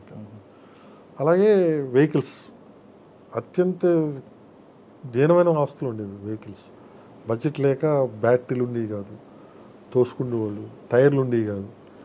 సో ఆ టైంలో మొత్తం అంతా కూడా బడ్జెట్ మ్యాక్సిమం సేవ్ చేసి వీటికి బ్యాటరీలు, టైర్లు, repairs. And next introduced central government ఒక స్కీమ్ తెచ్చిందన్నమాట, ఉమెన్ హెల్ప్ డెస్క్ అని. ఆ స్కీమ్ని అవలంబించుకొని అడాప్ట్ చేసుకొని ప్రతి పోలీస్ స్టేషన్లో ఫ్రంట్ డెస్క్ ఒకే విధంగా ఉండేటట్టు డిజైన్ చేసాం. సో మీరు ఏ పోలీస్ స్టేషన్కి వెళ్ళినప్పుడు ఏపీలో స్పందన, ఉమెన్ హెల్ప్ డెస్క్ 3 కలిపి ఉంటాయి. అక్కడ పోలీస్ లోగో కింద అహర్నిశం మీ సేవలో ఆ లోగో కూడా అందరినీ సంప్రదించి నేనే కాయిన్ చేశాను. సో రేయిన్ బావులో మనం కష్టపడుతున్నాం కదా, ప్రజలకు తెలియాలి అహర్నిశం మీ సేవలో. సో అది పెట్టి ప్రతి పోలీస్ స్టేషన్లో మీరు ఎంటర్ అయితే reception should be like this. అక్కడ కుర్చీలు ఉండాలి, అక్కడ ఒక మంచి కూల్ వాటర్, హాట్ వాటర్ ఉండాలి, కంప్యూటర్ డెస్క్, కంప్యూటర్ ఉండాలి. ప్లస్ ఆ కంప్లైనెంట్ వస్తే ఆ కంప్లైంట్ తీసుకెళ్ళి ఒక స్కూటర్ ఉండాలి. ఇవన్నీ కూడా ఉమెన్ హెల్ప్ డెస్క్ ద్వారా సమకూర్చి అన్ని పోలీస్ స్టేషన్కి ఉంటుంది. సో ఇప్పుడు రిటైర్ అయ్యారండి? నేను 22 సెప్టెంబర్ అండి. తర్వాత ఏం చేస్తున్నారు? తర్వాత ఇంకా నాకు అగ్రికల్చర్ ఇష్టం. మా ఊర్లో కిర్లంపూడిలో మా నాన్నగారు ఇచ్చినట్టు ఆ పొలం ఏదైతే మీకు చెప్పానో ఆ పొలంతో అగ్రికల్చర్ చేస్తున్నాను. లాస్ట్లో ఒక చిన్న పని చేశాను అనమాట, ఐజీ లాజిస్టిక్స్గా ఉండేటప్పుడు. మేము ఇప్పుడు ఉంటున్న విల్లాస్ కూడా మేమందరం గ్రూప్ 1 ఆఫీసర్స్ ఉండగా మేమందరం కలిసి ఒక గ్రూప్గా ఫార్మ్ అయ్యి మా కాలేజ్ ఇంజనీరింగ్ మేట్స్ అందరం కలిసి ల్యాండ్ మేమే కొనుక్కొని ప్లాటింగ్ చేసి సొసైటీగా సొంతంగా మేమే కట్టుకున్నాం అనమాట విల్లాస్ని. కానీ ఆ ల్యాండ్ విషయంలో కూడా కొంచెం డిస్టర్బెన్స్ ఉంది కదండి. గతంలో మీ బ్యాచ్మేట్ ఒక ఆఫీసర్ కబ్జా చేశారు. తర్వాత ఏంటంటే మేము తీసుకున్నటువంటి 40 ప్లాట్లు ఉండేవి. తర్వాత ఆయన ఇంక్రీజ్ చేశారు దాన్ని, ఎక్స్ట్రా ల్యాండ్ కొని. అవి కొద్దిగా లిటిగేషన్లో పడి అవన్నీ సాల్వ్ అయ్యాయి మొత్తాన్ని. సో ఈ సక్సెస్ ఫార్ములా మేము దృష్టిలో పెట్టుకొని అక్కడ మాకు విజయవాడలో ఎవరికి ఇల్లు లేవు. కట్టుకుందామంటే క్యాపిటల్ స్టిల్ సందిగ్ధంలో ఉంది. సో బట్ ఈ టైంలో కట్టుకోగలిగితేనే కట్టుకోగలరు. తర్వాత ఇన్కమ్ ట్యాక్స్ రిబేట్ రాదు తర్వాత కట్టుకుంటే. ఈ ప్రాబ్లమ్స్ అన్నీ ఉన్నాయని చెప్పి అక్కడ కూడా సిగ్నస్ విస్టాస్ అని చెప్పి 72 మంది ఐపీఎస్ ఆఫీసర్స్తో ఒక గ్రూప్ ఫామ్ చేసి సొసైటీలో శంషాబాద్లో మన ఆశ్రమం ఉంది కదా, చంజేర్ స్వామి ఆశ్రమం, గొల్లూరు విలేజ్లో 4 ఎకరాలు కొని మేమందరం గ్రూప్గా అక్కడికి అందరికీ కూడా తక్కువ ఖర్చుతో వెళ్ళాలయ్యే విధంగా రూపకల్పన చేసాం. సో దాన్ని కూడా నేను సూపర్వైజ్ చేస్తాను. సార్ ఫైనల్గా చెప్పండి, మీరు చాలామంది సీఎం దగ్గర పనిచేశారు. రాజశేఖర రెడ్డి గారు, చంద్రబాబు నాయుడు, కిరణ్ కుమార్ రెడ్డి. మీ అందరి సీఎంలో మీకు బాగా నచ్చిన సీఎం చెప్పండి. రాజశేఖర రెడ్డి గారు. ఎందుకో? రాజశేఖర రెడ్డి గారు ఏంటంటే ఆయన ప్రజల మనిషి నిజంగా. ఆయన వేషధారణండి, బట్టలు వేసుకునే తీరు చాలా సింపుల్గా పంచికట్టుతో ప్రజలతో మమేకమయ్యే తీరు. ఉదయమే ఫస్ట్ ఆయన ప్రజల్ని కలుస్తారు. మీరు ఎక్కడ చేశారు ఆయన దగ్గర? నేను ఆయన దగ్గర చేయడం అంటే నేను గవర్నర్ బంగ్లాలో ఉండేవాడిని. రెగ్యులర్గా ప్రతి గవర్నర్ అపాయింట్మెంట్ నేను దగ్గర ఉండి పర్యవేక్షించేవాడిని. ప్రతి ఫంక్షన్లోని గవర్నరు, సీఎం గారు ఉండాల్సిన ఫంక్షన్ అన్నీ కూడా దగ్గరుండి చూసేవాడిని. ఆయన యొక్క వ్యవహారశీలి కానీ అన్నీ కూడా నేను దగ్గరుండి చూసేవాడిని అనమాట. సో ఆయన సీఎం గుండా చూశాను. తర్వాత సబ్సిక్వెంట్గా ఆయన అపోజిషన్ లీడర్లుగా ఉండేవారు చంద్రబాబు నాయుడు గారు ఆయన రాజ్భవన్కి వస్తున్నారు, ఆయన చూశారు. రాజశేఖర రెడ్డి గారు సీఎంగా ఉండి కూడా ఆయన రాజ్భవన్ వచ్చారంటే చాలా టీవీగా వెహికల్ నుంచి దిగి నడుచుకుంటూ చేతిలో ఎటువంటి పేపరు ఫోను ఏమి ఉండవండి, చక్కగా వచ్చి ఆప్యాయంగా అందరిని పలకరిస్తూ వెళ్ళి గవర్నర్తో మాట్లాడి ఆయనతో సమయం గడిపి అదే టీవీకి వెళ్ళిపోయారు. అదే చంద్రబాబు నాయుడు గారు ఎప్పుడు కూడా ఒక దొంతర కాగితాలు పట్టుకొని అప్పటికప్పుడు ఇంకా ఇస్తూనే ఉంటుంటారు పక్క నుంచి కాగితం. చాలా హడావడిగా ఉంటుంది ఆయన పని. ఆ పేపర్లు చూసుకొని మొత్తం అంతా చెప్పడం, ఒక ఎజెండా, పెద్ద ఎజెండా పెట్టుకొని వస్తుండేవాడు. అండ్ చాలా ఎప్పుడు కంగారుగానే, చాలా పని వర్కహాలిక్ అంటాం చూసారు, ఆ టైప్లో ఉండేది ఆయన. అదే రాజశేఖర రెడ్డి గారిలో మీకు అది కనిపించగానే చాలా పని జరిగింది ఆ టైంలో. సార్ మనం మీరు డిపార్ట్మెంట్కి వచ్చేసరికి పోలీస్కి ప్రజలకు మధ్యన ఒక గ్యాప్ ఉంటుంది. ఆ గ్యాప్ మీ రిటైర్ టైంకి తగ్గింది అనుకుంటారా, పెరిగింది అనుకుంటారా?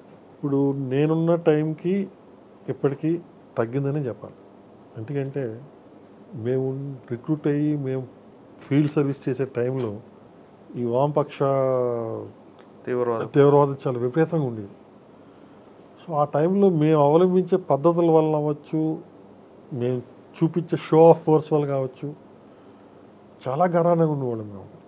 అవును. నేను గోదావరికని జాయిన్ అయితే మా ఏరియా మంతినిలో స్పీకర్ గారు ప్రాతినిధ్యం వహించేవారు. ఆయన 6 నెలల వరకు నేను కాలాన్ చేయలేదు, శ్రీపాదరావు గారు.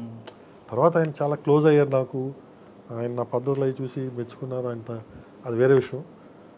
అంత గరానంగా ఉండేవాళ్ళం. పొలిటీషియన్స్ అసలు ఖాతరు చేసేవాళ్ళం కాదు, దగ్గర రానిచ్చేవాళ్ళం కాదు. సో ఇంక సామాన్యుడికి ఏం దిక్కు. సో అంటే సామాన్యుడు దిక్కు అంటే పోలీస్ స్టేషన్కి ఎవరన్నా వచ్చాడంటే వాడు అనుమానంగానే చూసేవాళ్ళు. ఎందుకంటే వాడి కింద ఏం బెల్ట్ బాంబు ఉందో, ఏం తీసుకొని వస్తున్నాడో తెలియదు కదా. తీవ్రవాదం అంత విపరీతంగా ఉండేది. సో ఆ విధంగా చాలా డిస్టెంట్గా ఉండేది. కరెక్టే సార్. ఆ టైంలో ప్రజల పట్ల అంటే పోలీస్ స్టేషన్కి వచ్చిన వాళ్ళ పట్ల అనుమానం వ్యక్తించి తప్పేం కాదు. కానీ ఇప్పుడు అదే వరవడి కొనసాగుతుంది కదా. అంటే నేను సైకాలజీ కూడా చదివాను. సైకాలజీలో ఏంటంటే ఒక వాతావరణంలో మీరు పెరిగితే ఆ వాతావరణానికి అనుగుణంగా మీ క్యారెక్టర్ ఫార్మేషన్ కానీ మీ యొక్క వడవడిక అంతా కూడా మారిపోతుంది. కరెక్టే. సో అది పోలీస్ కల్చర్లో చాలా వరకు అది ఎంబాబ్ అయిపోయి ఉంటుంది. జనరేషన్ మారింది కదా, మారిన తర్వాత కూడా అదే యాటిట్యూడ్ అంటే కష్టం కదా. అదే మారుతూ వస్తుంది. మీ తరం మారింది, కొత్త తరం వచ్చింది. అందరూ కూడా బాగా చదువుకున్న వాళ్ళు వస్తున్నారు, బీటెక్ చేసిన వాళ్ళు, సాఫ్ట్వేర్ ఎంప్లాయీస్ అందరూ వస్తున్నారు. వీళ్ళకి గతం గురించి తెలియదు. ఇప్పుడు ఫ్రెష్గా వచ్చినప్పుడు మంచి వాతావరణం, దీనికి అనుగుణంగా వెళ్ళాలి కదా వాళ్ళు. కరెక్టే, అందుకనే మారుతుంది. చాలామందికి పోలీస్ అంటే అపోహ ఉంటుంది. అందులో మీరు అందరినీ ఎంక్వైరీ చేయండి, 99.9% వాళ్ళు పోలీస్ స్టేషన్కి వెళ్ళి ఉండరు. అవును, అదేది వాస్తవం. సో ఇది ఓన్లీ ఒక మీకు అన్నాను కదా కర్నూలులో రోమర్ లాగా, ఇట్స్ జస్ట్ అ పర్సెప్షన్. అంతే. పోలీస్ అంటే తిడతాడరా, ఇది పోలీస్ అంటే కొడతాడు తిడతాడు అన్నది నాట్ జస్ట్ జనరల్గా జరిగేది చాలా తక్కువ. ఎవరు కొడతారు తిడతారు, రౌడీలు కొడతారు తిడతారు, దొంగలు కొడతారు తిడతారు తప్ప జనరల్ పబ్లిక్ ఎవరు ఎప్పుడు చేసుకోరు. కానీ కొంతమందికి ఏంటంటే ఆ సమయం కావచ్చు, ఆ టెన్షన్ వల్ల కావచ్చు, ఆ పదజాలం అలవాటైపోతుంది. తిట్లే ఏమన్నా సరే వ్యంగ్యంగా మాట్లాడడం, తిట్టే స్వభావం. పోలీస్ అంటే అది ఉండాలి అనుకు భావన ఉంటుంది అన్నమాట. లేకపోతే వీళ్ళు లొగ్గరు. పబ్లిక్లో కూడా మాకు ఎదురయ్యేవి కూడా అంతే. ఇప్పుడు దొంగతనంలో 10 తులాలు పోయిందంటాడు, 100 తులాలు కంప్లైంట్ రాసుకొస్తాడు. సో గట్టిగా అతనితో మాట్లాడకపోతే 100 తులాలు అంటే it's a grave crime investigation.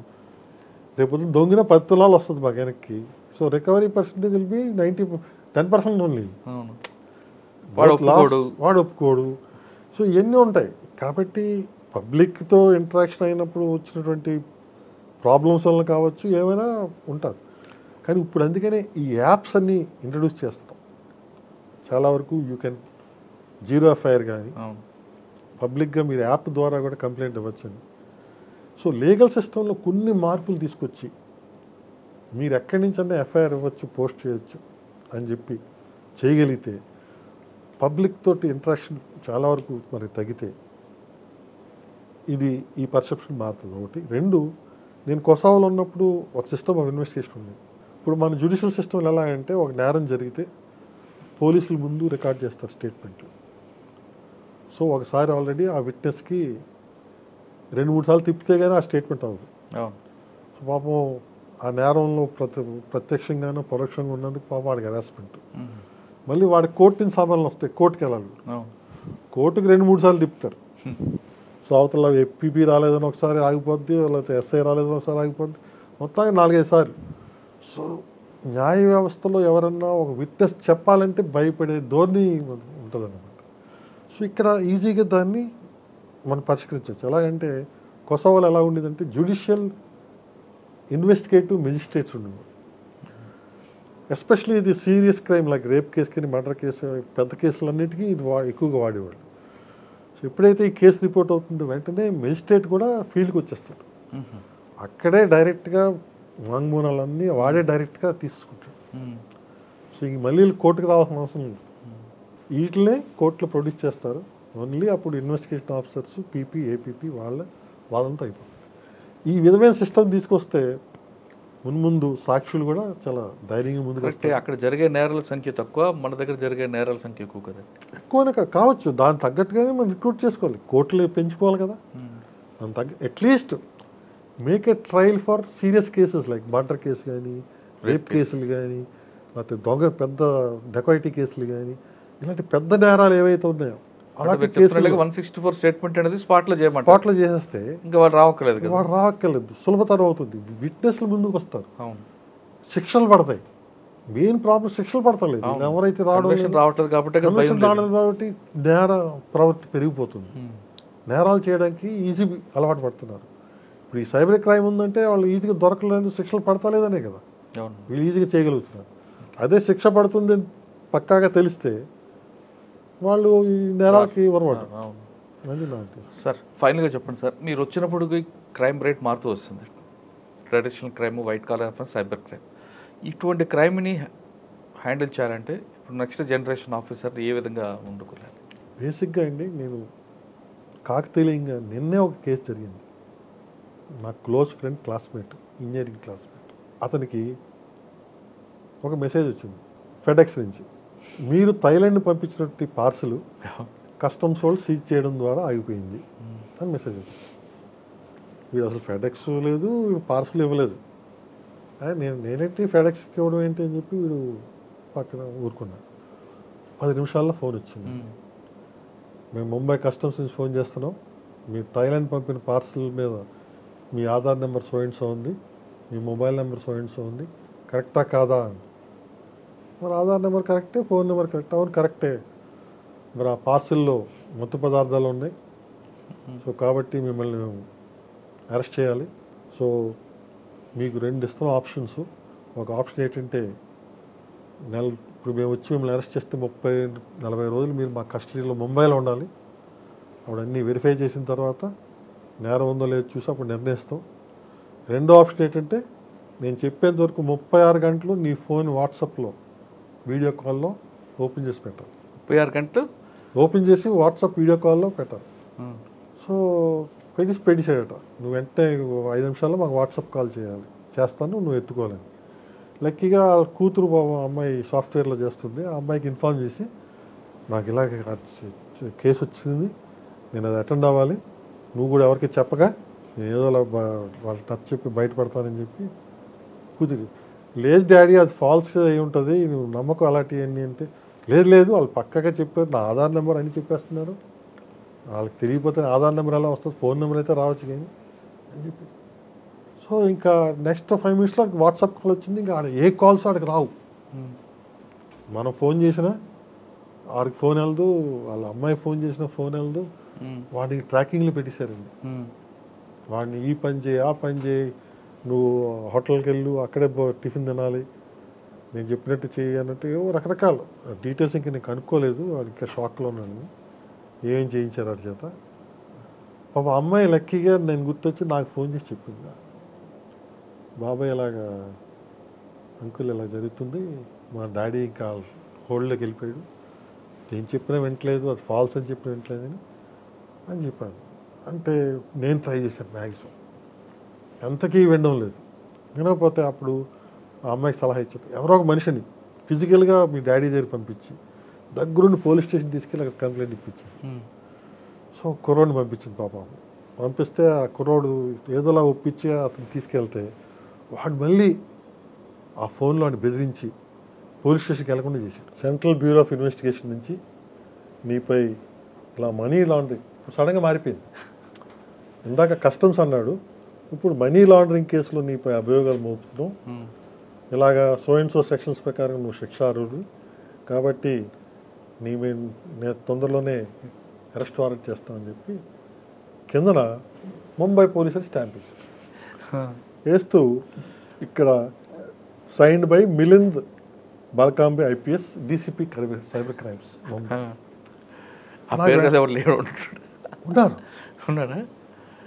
లక్కీగా నేను ఐపీఎస్లో ఉన్నాను కాబట్టి నాకు ఐడియా ఉంది. ఈయన ఇప్పుడు commissioner of new Mumbai, ADG rank. పూర్వం ఎప్పుడూ సిబిఐలో చేశారు డీసీపీ ర్యాంకులో. ఒకటి సిబిఐ అనేది లెటర్ పంపిస్తే ముంబై పోలీస్ సిబిఐ కింద వస్తుంది ఒకటి. అది రెండోది వాడు పెట్టిన సెక్షన్స్ కూడా 10 సెక్షన్స్ పెట్టి చేశాడు. సో వెంటనే అప్పుడు వాడికి మెసేజ్ పెట్టా, అరే ఇది దొంగ ఫాల్తూ లెటర్, ఇది నమ్మకం అని చెప్తే అప్పుడు ఫోన్ నుంచి బయటపడి నాకు ఫోన్ చేశాడు. అంతవరకు వాడి ఫోన్లోనే ఉన్నాడు. సో పబ్లిక్ కూడా బేసిక్గా ఏంటంటే సైబర్ క్రైమ్ని తప్పించాలంటే విపరీతంగా అవేర్నెస్ తీసుకురావాలి. నాకు తెలిసి చాలా విద్యావంతులు, ఐఐటీలో ప్రొఫెసర్లు, బ్యాంక్ మేనేజర్లు, మా స్వయంగా కన్జ్యూమర్ ఫోరం ప్రెసిడెంట్ మా బావగారు, the doctor retired as DMHO, ఆయన ఇలాంటి వాళ్ళందరూ చాలా చిన్న దానికి ఏం లేదు, మీ రివార్డ్ పాయింట్లు అయిపోతాయండి, మీరు అర్జెంటుగా మీకు ఓటీపీ వస్తుంది చెప్తే మీ రివార్డ్ పాయింట్లతో మీకు ఇన్ని డబ్బులు మీకు జంప్ చేస్తామంటే ఓటీపీ చెప్పారు, అంతే అయిపోయాయి. 50,000, 70,000, లక్షలు వెళ్ళిపోతాయి. అంటే ప్రజల్లో అవగాహన కావాలంటే ప్రజల్లో అవగాహన ఇంపార్టెంట్. ఎందుకంటే ఇది రకరకాల నెట్వర్క్స్తో జరుగుతుంది. మనకు తెలిసి ఎక్కడో జాంతారా ఏరియాల్లో ఒక పెద్ద కాల్ నెట్వర్క్ పెట్టుకొని ఎవరికి తెలియని మారుమూల ప్రాంతాల్లో ఉన్నటువంటి రైతులు, కూలీల ఆధార్ కార్డులతో సిమ్ కార్డులు సంపాదించి వాళ్ళ పేరుని ఈ ఫోన్ నెంబర్లను నడిపించి ఓటీపీలు తెప్పించి ఈ దొంగతనాలు చేస్తున్నారు. సో వాళ్ళు ట్రాక్ చేస్తే ఫైనల్గా ఎవరికి వెళ్తుందా పాపం, పూర్ కూలీ దగ్గరికి ఎవరి దగ్గరికి వెళ్తుంది. సో మీ డబ్బులు రాబట్టడం చాలా కష్టం ఒకసారి పోయిందంటే.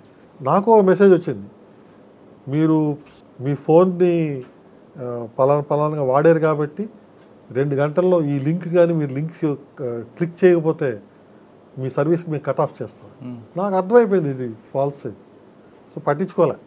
ఎందుకంటే ఇలాంటివన్నీ కూడా ఏమంటారు దాన్ని, ప్రలోభాలతో వాళ్ళు ముందుకు వస్తాడు అనమాట. నీకు ఇది వస్తుంది, నీకు అది వస్తుంది, నీకు ఫ్రీ క్రెడిట్ కార్డు వస్తుంది, లేకపోతే ఎవరు ఫ్రీగా ఇస్తారండి, లాటరీ నీకు ఫ్రీగా వచ్చింది, నీకు ఇన్ని $1,000 లాటరీ వచ్చింది, 10,000 కోట్లు, వాళ్ళకేం డబ్బులు ఎక్కువైపోయి నీకు లాటరీ ఇస్తాడండి 10,000 కోట్లు ఊరికి. నువ్వు టికెట్ కొనకుండా, నువ్వు టికెట్ కొని ₹1, ₹2 పెట్టి నువ్వు టికెట్ కొని నీకు లాటరీ వచ్చిందంటే నీకు టికెట్ కొనకుండా నీ ఈమెయిల్ లాటరీ తీసారట ఎవరు, నీ ఈమెయిల్ నుంచి లాటరీ వచ్చిందంటే నీకు 10,000. ఈ 10,000 కోట్లు నేను అక్కడి నుంచి నీకు పంపించాలంటే కస్టమ్స్ అవుతుంది, ఆ కస్టమ్స్ మీరు ₹1,00,000 పంపించండి అంతే అయిపోయింది. ఈయన నమ్మేస్తాడు, అమ్మ నిజమా అని ₹5,00,000 ట్రాన్స్ఫర్ చేస్తాడు. అంటే ఫైనల్గా ప్రజలు అవగాహనతో ఉండాలి. సో పోలీస్ అయినా సరే అవగాహన పెంచుతూ పోవాలి. ఫ్రీక్వెంట్గా ప్రజలతో మీటింగ్లు పెట్టి ఎలా జరుగుతున్నాయి, ఏ విధంగా కేసులన్నీ కూడా సోషల్ మీడియాలోని పెట్టి చాలా చేస్తారు. ఇప్పుడు కూడా మంచి మాడ్యూల్స్ తయారు చేసి ఏ విధంగా ఫ్రాడ్లు చేస్తారు అని చెప్పి చాలా చేయడం జరుగుతుంది. ఇంకా అవేర్నెస్ రావాలి.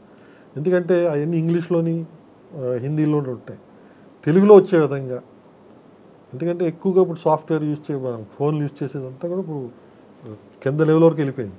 సో వాళ్ళందరూ కూడా వాళ్ళకి అర్థమయ్యే విధంగా ఎటువంటి భాష అయితే వాళ్ళకి సరళీకృతం ఉంటుందో, ఏ విధంగా మన కళాకారులు వాళ్ళని ఉపయోగించి ఒక డ్రామా రూపంలో అలాంటివన్నీ కూడా ప్రదర్శించి, ఈ టీవీలో కూడా టీవీ మాధ్యమాల్లో కూడా అప్పుడప్పుడు ఇలాంటి ఫ్రీగా చేస్తే ప్రజల్లో అవగాహన పెంచితే అప్పుడు మనం వాళ్ళకి అడ్డకట్ట వేయగలుగుతాం.